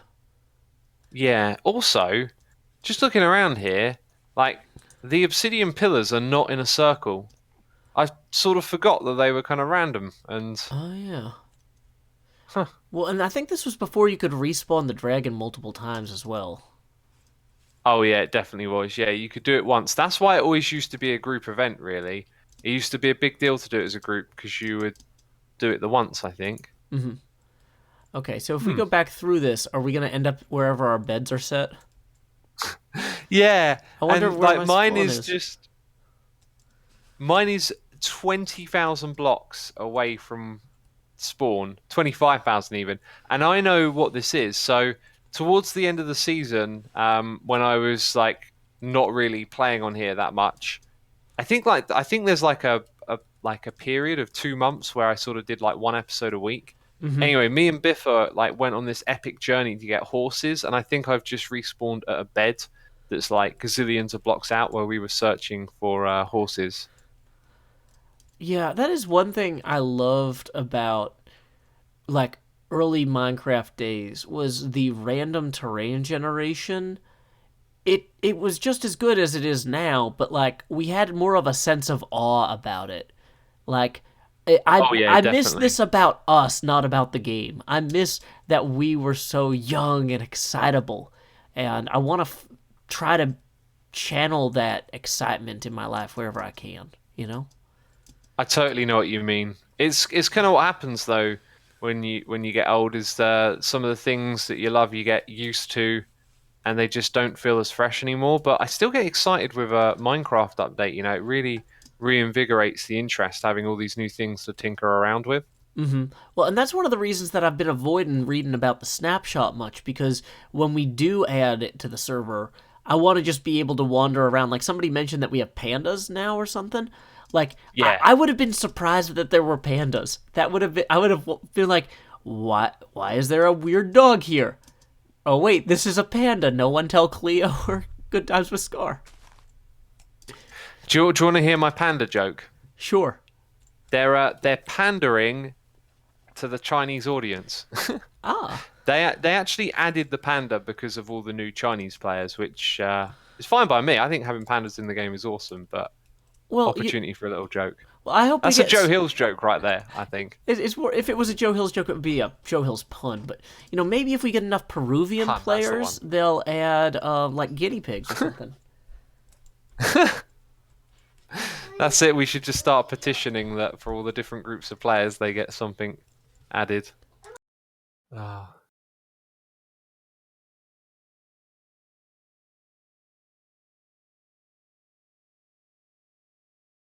Just Okay. wake up. I feel like pranking Joe, but it's creative mode on a world. So, what would be the point, eh? Oh, do you know what I'm gonna do? He's gonna come back to lava. Oops. There we go. That'll look interesting. So we've got noises in the ear from I Love Cats doing cheers and bits, saying, "Are there animal breeding chambers?" Let's have a look. If we TP Asuma 550, this should be somewhere near spawn. Here we go. So there was actually animal breeding chambers back here. For those of you that don't know, in fact, if you want to know, there's a video on my channel called "The Evolution of Animal Breeding." That video covers all the iterations of animal breeding. Like, today you're used to like a new mob gets added and bam, there you go. Most efficient farm you can do in one go. But there was a time when we didn't know all the different ways to do stuff, and animal breeding went through many iterations. And this was one of the ones that I came up with here on Hermitcraft. I seem to remember it having some flaws that I couldn't quite figure out. But the idea was that you used the water to keep them away from the edge, and it allowed you to go in and go out. Now, that was before we had fence gates and other little tips and techniques, like putting a carpet on top of a fence post. So, I seem to remember there being some redstone here as well. Don't quite... I don't quite know why or what. It's so long ago. What is the redstone here for? It looks like it's to stop the water from pushing in. Who knows? Well, There you apparently go, it's not to animal keep the breeders. lava out. I can tell you that. Where are we? I had to prank you while you were gone. Oh, pranks a And I lot, thought- Asuma. Pranks a lot, yeah. Being covered would be interested. UGM Trash says the redstone was for killing them. Don't think so. Anyway, we're just looking at some old redstone stuff. I've got a place for us to go visit that you're going to love, because a lot happened in this area. Sure. You can tell me whose place this was. Oh, this is D-Max. I love this place. No, not Wait. DMAC. Wait, no? No. Oh, this is Top Masses? Top Mass, yes. I really thought this was D-Mac's base. Is this Top Ass's? What is this? There's a sign here saying Top Max, this looks like your face, and then a chest with an egg in it, or... I don't remember doing that. Well, maybe this is Top Mass's base, but I really thought... Oh, it's definitely Top Mass's base. So, yes, Pierre. Do you remember Pierre? Murdered by I Am Spoon? Oh, yeah. His pet. Yeah, this is where he was buried. The pork chops are resting in the mausoleum here, but we will leave those remains undisturbed.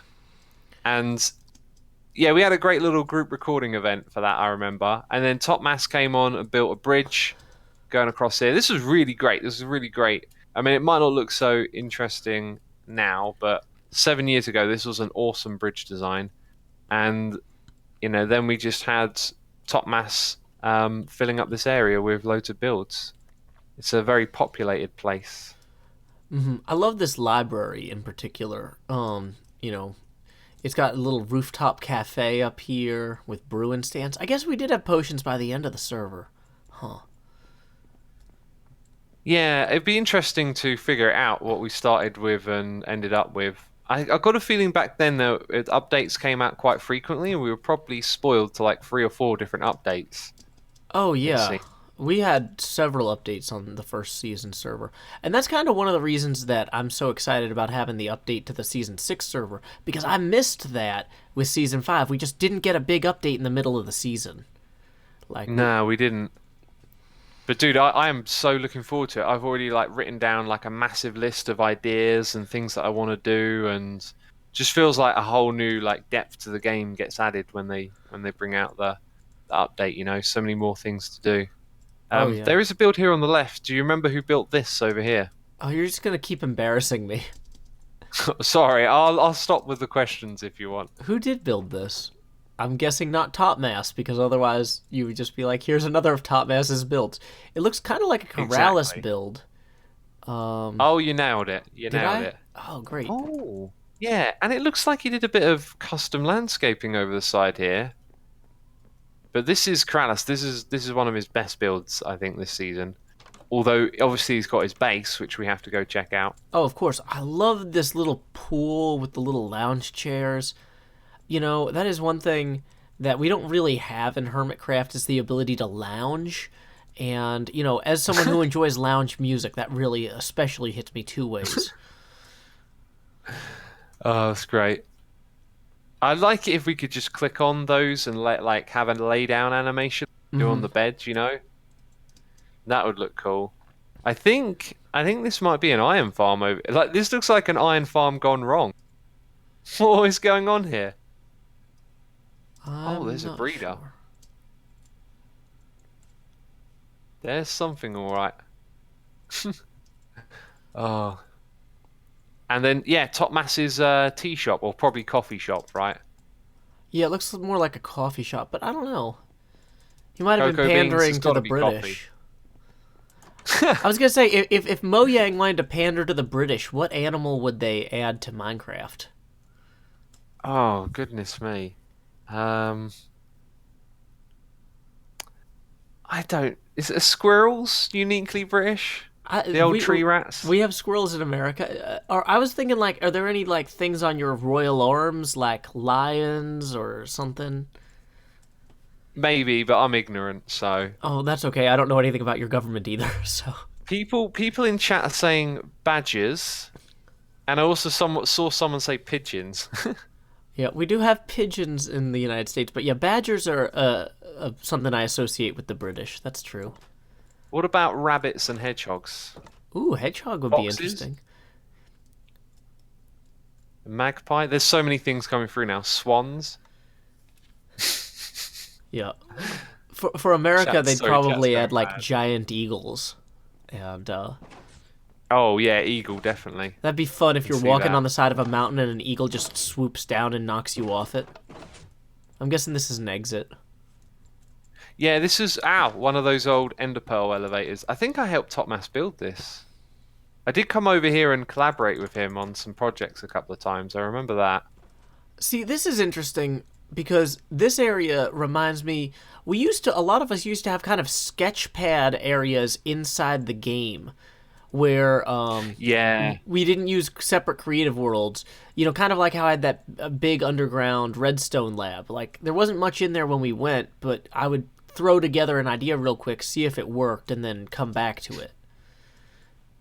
See, I wasn't like that, but yeah, people did that a lot. I was one to have creative worlds and do things, and then come over to Hermitcraft and do them again in survival. I've always really liked that, just because I find like trying to figure stuff out in survival like feels unnecessarily slow. Maybe not so much anymore though. Just back then, perhaps. I got a message in chat saying, "Are you in creative?" We're doing a world tour and a world backup, so like it doesn't really matter, right? I mean, I think it doesn't matter that we're in creative. I hope it doesn't. Yeah, I mean, I thought about it, and it would have been cool to use the train system, but the fact that the portals are all kind of messed up. Oh, I like this little chapel-looking building here. With the There's quite a few really cool looking purple. buildings around. Are you heading over the hills? I'm like right behind you. Oh, okay. And throwing eggs. Yeah, apparently I was like, I'll just toss this egg at a Suma, but then apparently because I'm in creative mode, it just keeps throwing them, which was not what I was trying to do. Oh, whenever you give people creative mode, eventually some form of like TNT breaks out or excessive mob spamming. It's inevitable. Oh, yeah. So this wasn't just Topmass's home. This was also home to his friends, the Pixel Nerds. Do you remember those guys? Mm-hmm. So they were like a trio who recorded and played together and made funny videos, and they kind of moved into this area behind Topmass. I believe it starts with this building. Yeah, I The love Tower this of tower. Watchy Watchy 3.0. Again, lacking decor. Well, not really. I just reminded of how there's so much more stuff to decorate with these days. Oh, hello. I don't think there was a respecipe for mossy cobble yet either. So anything like this, you had to go find, you know, an actual, what do you call it, spawner area. Yeah. You know. And strongholds. I remember I used to spend ages just mining all of the blocks in a stronghold to get the mossy ones. Mm-hmm. And then, like, you know, sometime later they just added a recipe for it. Yeah, and it's just like, well, I appreciate it. It's nice having the recipe, but you know, it definitely feels It's like convenient. a different time. Yeah, it's convenient, but it does like it continuously feels like in this game there's a little bit less of this. I have to go do this thing just to get something to build with, right? Like everything's just a little bit more accessible these days. Mm-hmm. So in this area, they have some really cool things.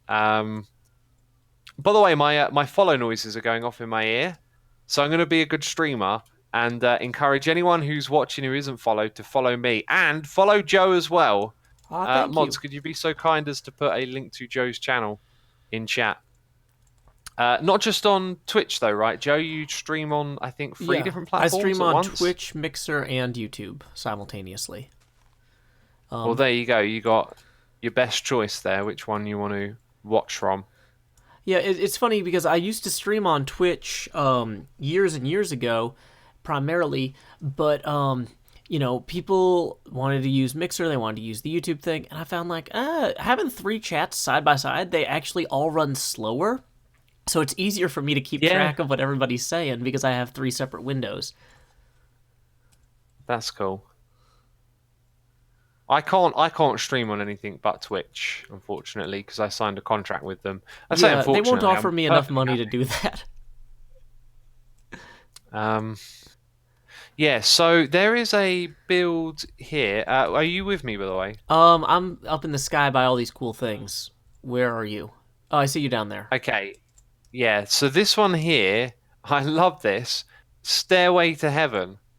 Every time they got a donation, they used to just add an extra step on the Stairway to Heaven, right? It just goes on and on and on. This is a brilliant idea. I'm gonna steal this because I've been thinking I need to make a Patreon monument for season 6, and I wanted to wait until we were far enough into the season that we actually had materials to build something cool. But this is so simple and elegant, And I kind of like the idea that every time I add a patron, I jump off it, and then die. yeah. But it's like, but you know what? Patrons give me new life. That's it. It works on multiple levels because it has Got a stairs. full concept. Yeah. Yeah, it's a really. It's just one of those things I remember from season 1, the Stairway to Heaven. So they got a bunch of cool floaty builds around here. Some of it's kind of unfinished, and then I think they got one other build I remember being remarkable for some reason down here. What is this? There's lots of lava. Oh, right, it's a nether portal, isn't it? Yes. This was common, the whole bring the nether into the overworld. That gets done quite a lot. I always like that idea. Yeah. Well, and like I said, I think part of that might have been that that was originally hinted that the nether portals would cause corruption, like when they were first announced. Yeah. And so it was one of those things where it's like, oh, cool, I wonder what that would look like. And everybody tried to concept out what that could be. Yeah. There were a lot of things Notch said would happen that didn't. That's okay. I think it's just one of those things. When you're really excited about something you're creating, it's so easy to just stockpile tons of ideas, and then when it comes to doing it, by the time you've like knocked some of them out, those other ones just feel less fresh and less interesting later on. That's my experience with doing big projects. Anyway. Yeah, it's easy to overpromise a lot of things, especially because like thinking about ideas is free. Implementing them takes time. And what I've realized is because I'm so time constrained with my day job and taking care of my family, it's easier for me to make a Minecraft episode where I talk about a concept than where I just build a model of the Notre Dame Cathedral or something, you know? And so it's funny because I'll sit there, I'll have an idea, and I'll be like, I have no idea what to do with this idea. And I'll write it down, and then 3 hours later I'll be like, oh, I'll just talk about it in a Minecraft episode. That's the furthest I can take that idea. But you know what? Thousands of people will still get to enjoy it. So it got something done, you know? Well, that's a great example of being able to channel your creativity into the correct place. If that makes sense. Mm-hmm.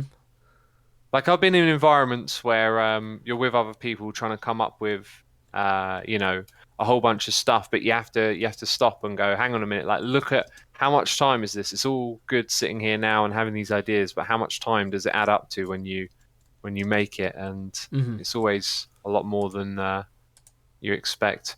This here, by the way, is one of my animal farm designs. Top Mass wanted like a pig farm over here, and I released a video on it. And yeah, you'll remember, Joe. I used to be the animal farm guy. Oh, yeah, George Orwell, we used to call you. George Asuma Orwell. I knew it. As soon as I said Animal Farm, I had a feeling you'd go in that direction. It's Brilliant. that low-hanging fruit. Not much I can do. Low-hanging fruit. Oh, brilliant. Brilliant stuff. I got a couple of noises in my ears here. Got a resubscribe from someone with a Chinese character name. I have no idea what that means, but thank you so much for 2 years of support right there. And I've also got I Am Chill Dude throwing some cheers and bits at me. So thank you again for the support, peeps. Truly do appreciate it. And, is there anywhere in particular you'd like to go? Oh, sorry, Joe. Yeah, of course. Oh, I was going to say thank you to Samuel Fisher for the $2 donation. And that's it. There we go. So would you like to go somewhere in particular? I have DMAX base on teleport. I thought this was DMAX base, embarrassingly. So, yes, let's go there so you can show me what I've been missing. Okay, awesome. Wait, I didn't teleport you, did I? I just teleported myself. I'm getting used to this F3N thing that you talked about. Ah, yeah, spectator mode. You can use it to teleport. It's very, very helpful. Oh, yeah. This now that I'm looking at it, you're right. This is DMAX base. It's funny how stuff like from years ago can get messed up, like jammed together in your head. One thing too, Isuma, is like if you ever have kids, after the first 3 months of our daughter not sleeping through the night, it just was messing with my memory, my motor skills, my ability to function as a human in general. And I was telling my friends, like, oh, I'm so glad that we had this kid when we were so young because I don't know if I'd be able to bounce back later. But after 9 months of her not sleeping through the night a single time ever, I was telling all my friends, guys, just wait 10 years if you want to have kids. They'll have those Gattaca babies that sleep through the night. They genetically Gattaca. modify them, and you'll be... Because so like there are just entire pieces of this whole server where I'm looking at them and I'm like, how could I have forgotten that? And I'm like, I know how I forgot that. I know exactly how I forgot. Well, yeah, you had a baby turning your life upside down. It's Oh, yeah. totally understandable, I think. Yeah, it makes a Totally. huge difference. It does indeed. There's some interesting stuff over this side. There's like a little... Now this, yeah, okay, something's coming back to me here. Didn't someone spend their time like setting up at different people's bases and like living there for an episode? I think this is the evidence of that. This is a beautiful little fire pit. Like honestly, if I would love to have one of these in real life. Like just to be able Yeah, to that would be sit- quite nice, wouldn't it? Oh. Sit next to a fire. Fire is like a very, I think, deeply satisfying primitive thing. Like everyone likes to sit near a fire or you know have that warmth and look at the flames. Like if you think about it, fire was a huge game changer way back when. You know, when we first figured out that we could make fire and control it. Oh, it's such a game changer. I remember it so vividly. Well, and we had fire tick turned on this server too, so it was possible to accidentally burn down a forest if you weren't careful. Oh yeah, I know all about that. I used to play on a server before I had my own server, and yeah, way before making videos. And the admins were just, I don't know, people who didn't really care, right? They just sort of wanted to do what they want. They like to cheat. They like to kick people off and tell people that they have the power to kick them off, that kind of thing. So I was playing on there and I was really excited at first. I was like, wow, this crazy weird game, Minecraft. And I'm like logging onto a server and looking around and seeing all this crazy stuff. And then there was a fire happening near where I was building and it spread over to some trees. And then the trees started to burn down for days on end. And if I remember correctly, they just decided to blame me for it and kick me off. Oh no. Oh. But it was just one of those classic Minecraft things where, like, yeah, after a particular update, forests would just start burning if there were ever fire near them. And they would spread for, like, chunks and chunks and chunks and never get put out.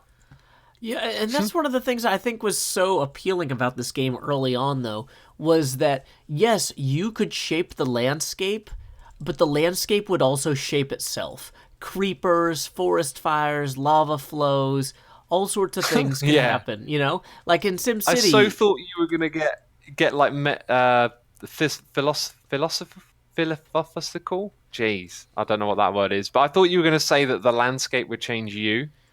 Well, You know? I mean, I try to reflect the landscape in everything I do, but, you know, that's just my way. There it is. Sorry, I totally cut you off. Oh, no, I was My done. That was a stupid complete idea. thought. It was time for Oh, you to okay. talk. You did great. All right, awesome. Well, DMAX Space, we should probably talk about it a bit. So, what you're looking at here was, I'm not sure if this is the biggest iron farm that you could build, but it was 8 in total. There's quite a lot of work. And I believe, like, you can see a couple of projects out here on the surface, but I believe the best of DMAX Space was actually underground. Mm-hmm. And I think you just fell down through the middle to get there. Oh, and he built it above a portal. Forgot that. And there's a silverfish spawner here. So I'm guessing you didn't just fall down to get here, because you would definitely have either died or gone into the end. Either way, you wouldn't Well, get I down. mean, I'm in creative mode, so I can land on my feet. Oh, I get that. I'm just trying to say. I'm saying he probably had some separate mechanism for himself. Oh, if you were in survival. Yeah, he must have. Yeah, maybe he had a different... Okay, there's actually, like... There's an area underneath the platform we were on a moment ago, but I don't think that's... Yeah, he must have had something going on to get down here. Interesting, I didn't think of that. Well, he does have a portal down here, so maybe he would just come through the nether. Maybe he just had, like, 2 separate That portals. could be it, yeah. One for up top and one for down low. Yeah, there's also a ravine somewhere around here, secret entrance to his iron farm, and I really want to know if I can find it and remember it because it's so long ago. but he showed me the secret entrance. Okay, I think we all liked secret entrances a lot more in the first season because I had a ton of builds that had explicitly concealed or difficult to reach places. I think partially because I didn't trust generic B. Like, okay, Yeah. so I see 4 wow. iron golems over here.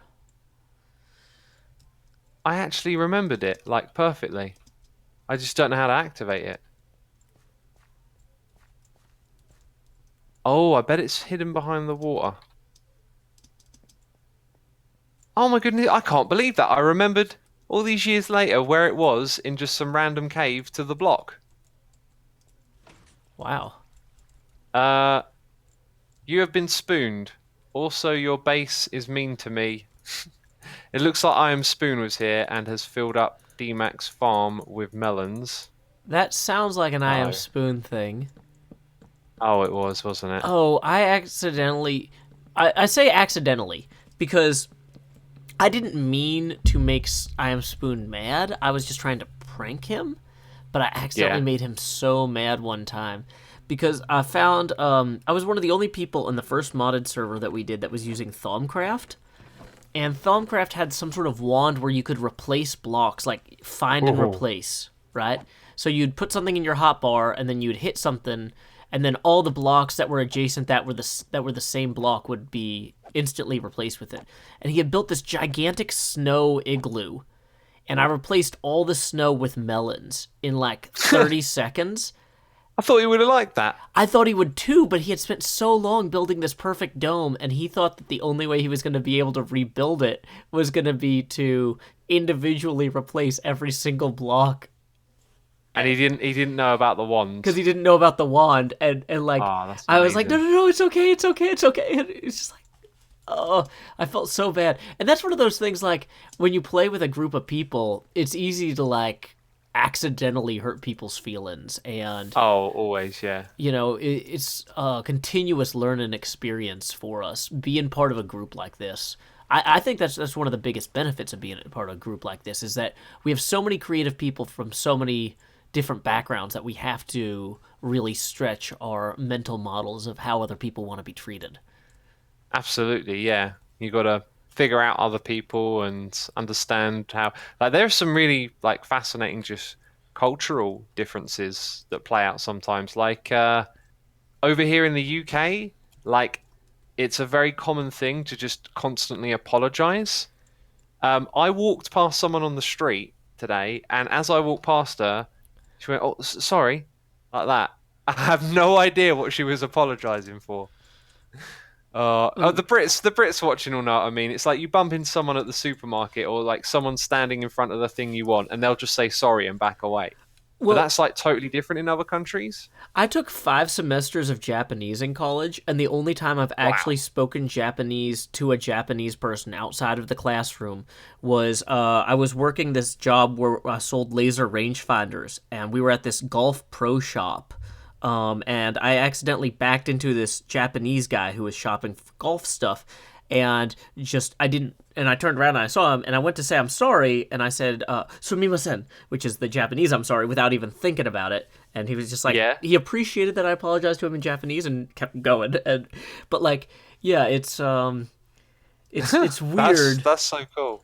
Yeah. Well, and like, you know, maybe the person who you saw on the street actually did have something she genuinely wanted to apologize to you for. Maybe she left a mean comment on your video, and she's like, and she's just like, I'll never meet Asuma in real life, and then she just sees you and goes, oh. I was wearing my mask, to be fair. Yeah, I mean, when you're walking around in the mask, people are going to recognize you, and they're going to apologize for all the mean comments. You know, that's how it is. My guess is that she was on her phone. You know, like, people like walk and look at their phone, then they look up and maybe like, oh, they're close to someone they didn't realise. Do you know what I never do? When someone's walking and looking at their phone, I never walk into them. I always just get out of their way. Like, I've noticed that some people do this thing where it's like, you shouldn't be looking at your phone, and I'm going to walk, you know, you're going to walk into me now. Look where you're going. It's like, yeah, I don't want to no one into looking somebody. at their phone wants to do that, do they?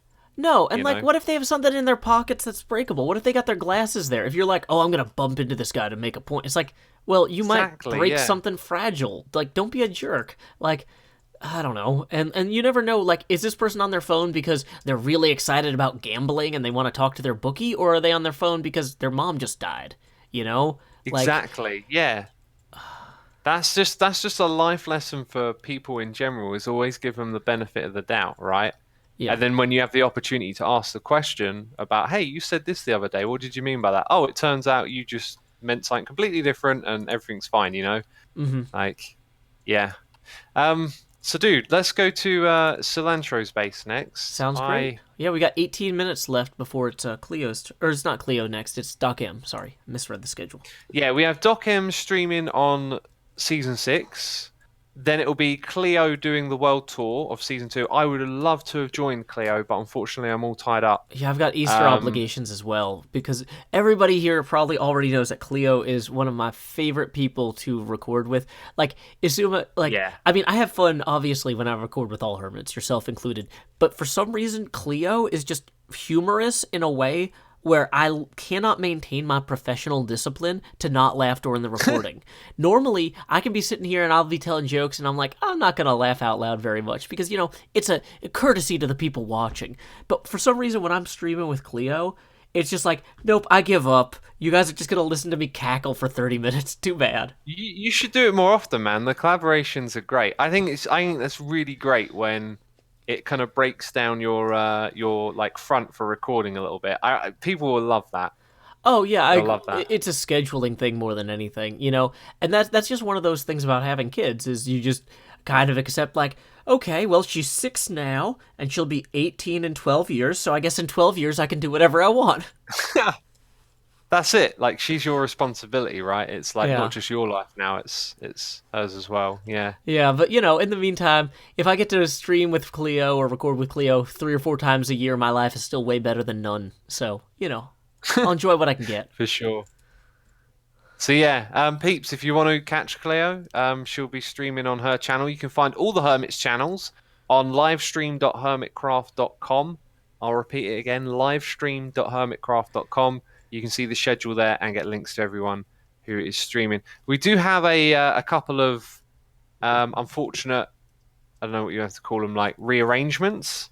So Mumbo is unfortunately unable to make, like you said, it's Easter weekend, and at the time we were sort of like, oh no, we'll figure it out, we'll do it, and yeah, like holidays and family commitments, it always turns things upside down. So lesson for the future is don't do things on holidays, which I feel like is a lesson we had learnt before, right? But at the same time, there's more people able to watch, so even if only half of us are able to stream, like for the people that really want to see it, it's easier for some of them. I mean, I like the idea that we do some things on holidays and some days not. But I don't know. Also, I don't know if you saw, but Mumbo posted on Twitter one of the reasons he can't stream is because him and his girlfriend just bought a chapel that they're converting to a house. And it being Easter weekend, they're going to have so many people showing up in their Easter finest, expecting Mumbo to lead a church service. It's going to be a nightmare. So, good luck to Mumbo with all that. You made a good point there about it being Easter, so more people can watch. That's a positive. Also, Cleo's watching in chat, and I'm pretty sure I just gave her VIP. It doesn't turn up on my other chat. Oh no, okay, it works. Cleo's VIP there. So everyone go follow Cleo. If you see her in chat, she'll be streaming in a couple of hours.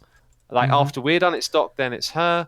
And that was it. So we were talking about rearrangements. So Mumbo won't be streaming the Season 2 World Tour. Scar is unfortunately sick, so Iskal is taking over for Scar's slot. Then the following day, Grian can't stream and Iskal can't stream that day. So Iskal is the last streamer that day, and covering Grian will be Ren. So after Ren does the Season 4 tour, he's then going to basically do a 4-hour stream. So Ren being an absolute soldier there with a 4-hour stream. And also Iskal as well, covering for who's he covering for again? Scar. So yeah, the Hermits are pulling in, and we're still keeping the day going, still keeping all the events going, which is fantastic. So Cilantro's base. Cilantro was a streamer. I think was he one of the first streamers that we brought onto the server? Yeah, he didn't really do much YouTube at all, but I had met him at some conventions, and I had watched his streams. He had done some super hostile stuff, and he was just always such an impressive guy, and he did a great job of really engaging with his community during the streams. Like, you know, a lot of the stuff that we take for granted now, folks had to kind of figure out. And he was on kind of the forefront of some of that. For a while, Would you be referring to how he talked about his like personal life well, to some extent there? but I was thinking also like just how interactive he was with the chat while he was streaming, as well. Like, but I mean, he did definitely talk about his personal life some, but a lot of Minecraft streams weren't. He was kind of one of the larger early ones, and Yeah. so he was kind of figuring out a lot of things about how do you play Minecraft while interacting with the community. That's interesting. So You see, I didn't watch streams, but this guy joined our server, so I went and checked him out, and I watched a lot of his super hostile streams, and I found them really fascinating. Just that sort of live interaction that you have, you know, that was, I guess, my first exposure to the whole streaming thing was through him, and yeah, I really liked his base that he built here as well. people are asking why they can't give me bits on Twitch.tv. That's because I am not partnered. You have to sign a contract with Amazon in order to do that, and I have not done so. Yeah, and the contract locks you in, so probably not signing it was a good move. I mean, I have no plans to move away from streaming on Twitch. I love the platform. I love the way it's set up. But what I'd really like to be able to do is occasionally stream on YouTube at the same time, just so I can sort of get to my YouTube people and say, hey, come over here to Twitch. You know what I mean? Oh yeah, and honestly, it's really helpful to be able to switch it up. Like, if I decide I want to stream and that particular day Mixer's having technical issues, or Twitch is having technical issues, or YouTube's having technical issues, okay, I just stream to the other ones. Like, I route around the damage and I keep living my life. Because my schedule's so hectic already because of my family, I don't want to deal with technical problems. I just want to go, you know? Yeah, I have them every now and then. They'll happen whatever you. Yeah, if you're on three of them, it's not going to be the same, isn't it? No, you just Um, shell game it. So we've got another place to go visit. This wasn't quite as big as I remembered, but here's the deal. We haven't gone to my place. Oh, we this definitely doesn't- we had to go to your place. Let's. Well, hang on. If you just come here first, here's another place we have to see. We only got 10 minutes, and I know that I could talk about my place for a long, long time. So what I plan on doing is when I stream tomorrow, I'm probably going to dedicate like 20 to 30 minutes of that stream going over like my part in this season. Since I don't think I could explain everything in 10 minutes, you know. No, that's fair. But we could at least give people a teaser of what they can get when they watch you tomorrow. Well, yeah, we'll end it with a teaser. That's a great idea. We'll end it with a teaser. So we got 8 minutes to talk about Kralis. Look, there's Wifey over here. Mm-hmm. This is great. Wifey feels weird calling her Wifey. It was just Mrs. Kralis. I'm not sure if I actually know her name or not. I don't just knew her as did Mrs. Kralis ever share that? Corrales. I don't think Yeah, so. Mrs. Kralis. But I mean, a lot of people in are private Minecraft. about stuff like that, so that wasn't atypical. Yeah. Well, if I did know, I probably wouldn't mention just in case it had been mentioned, you know, in private or whatever. But Melon and Pumpkin Towers here, I think. Yeah, no, Mrs. Kralis played on here as well. I remember the two of them building a piggy race course or something. And I tell you what, the two of them playing together was great. They did what was it, like Wife versus Minecraft, and they did loads of stuff on here together. I always loved watching their episodes. They were really good, really fun. But yeah, Kralis's base, absolutely amazing. Built love into this a little jungle camper. again. We've commented on how amazing the jungle is. Sorry, you spotted a camper. Yeah, B-Dub's Palace here. Oh, maybe it was B-Dubs who went around setting up base. There's a Kralis face on the floor. Mm-hmm. Oh man, look at these gorgeous builds.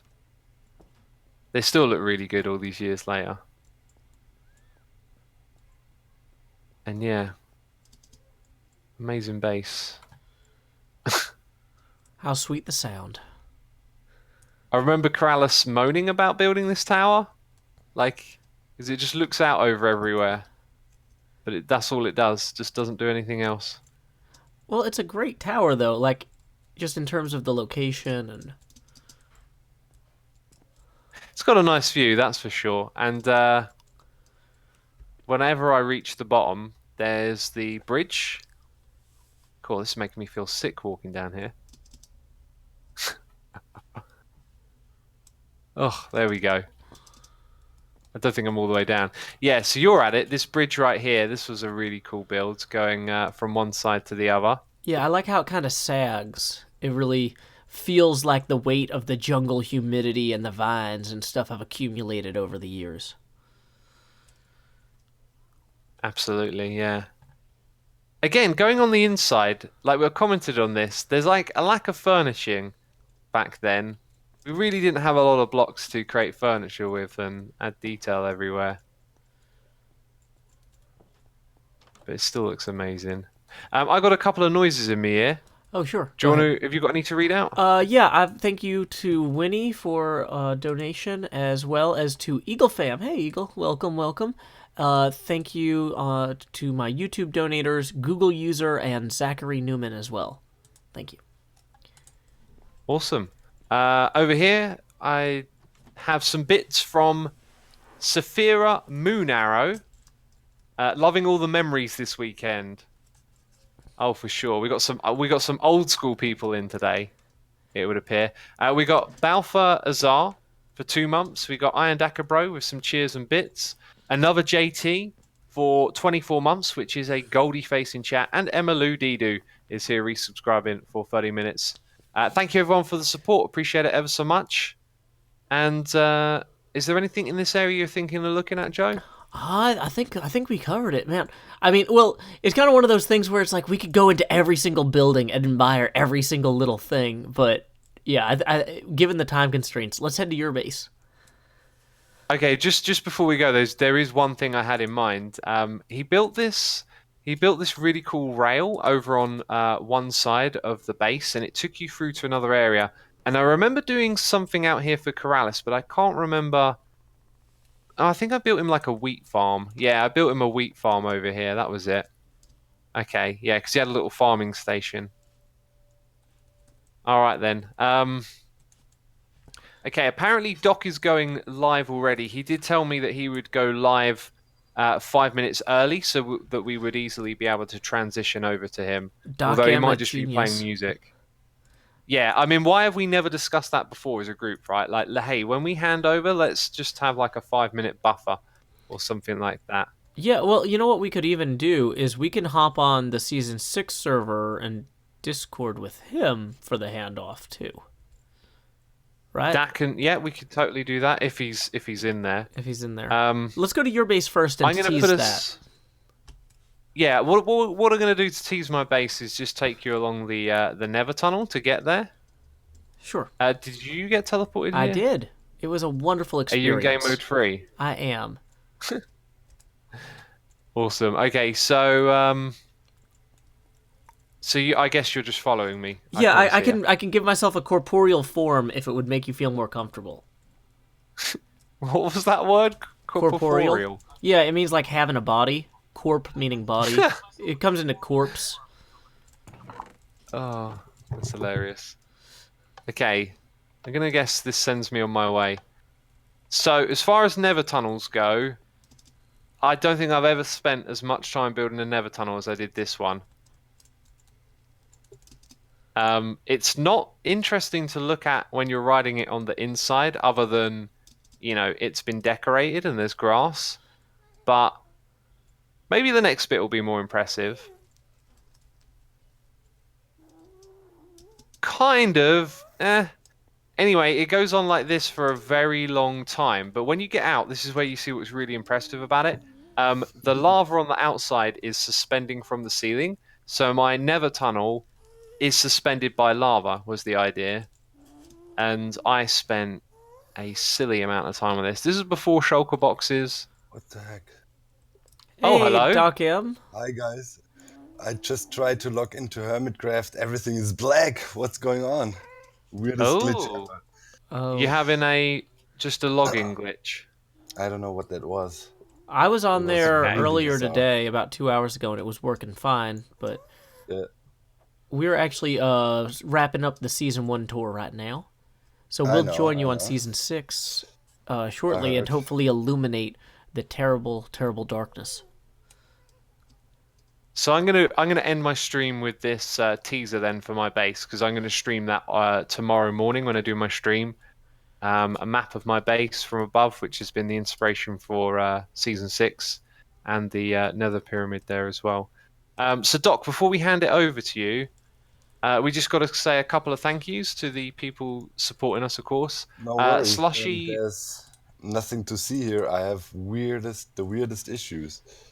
What's going on? I'm gonna so see if I can you're Okay, not do connect your with actually season thing. seeing it I'm gonna yet. 6. mute myself. Yeah. Okay.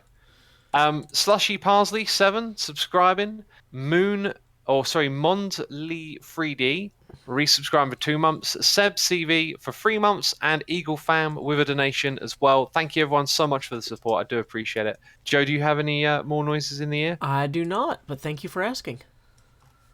Well, my people know what to do. Come on, send Joe some love. Like I said earlier, he's been with us since season 1, old school hermit.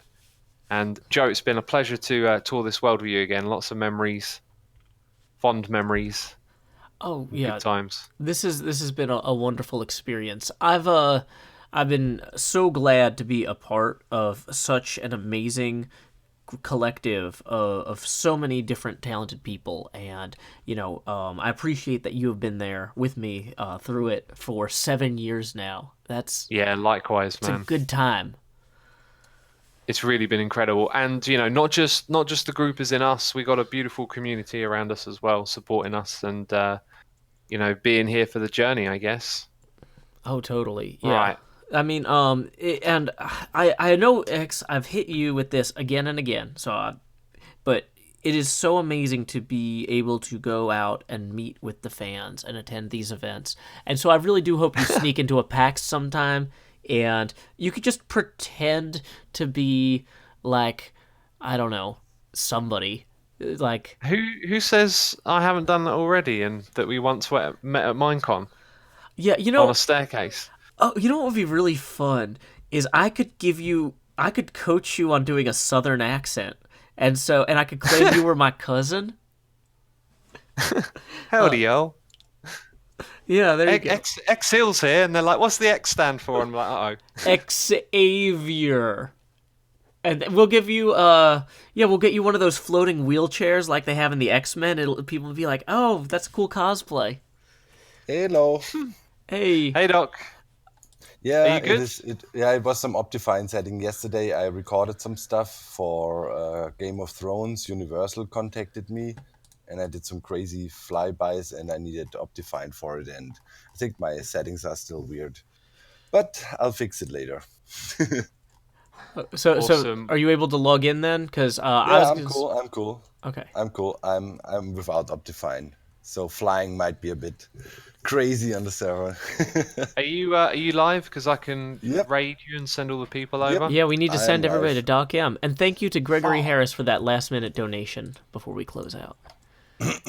You know what I just did? I raided Doc M77, not Doc M77 live. Oh, yeah, let me Nice. get the actual link real quick. You do it every Not gonna make time. that mistake again. Right. Every time.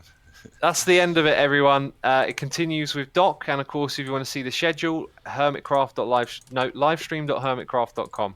There we go. All right, Doc, I'm going to raid you now. Thank you, All everyone. right. Bye I'm bye. reading you too. Yeah. Thanks. Okay, guys. Until next time, y'all, this is Joe Hills from Nashville, Tennessee. Keep adventuring.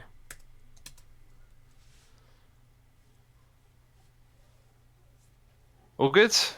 Yeah, let me kill my audio on the stream.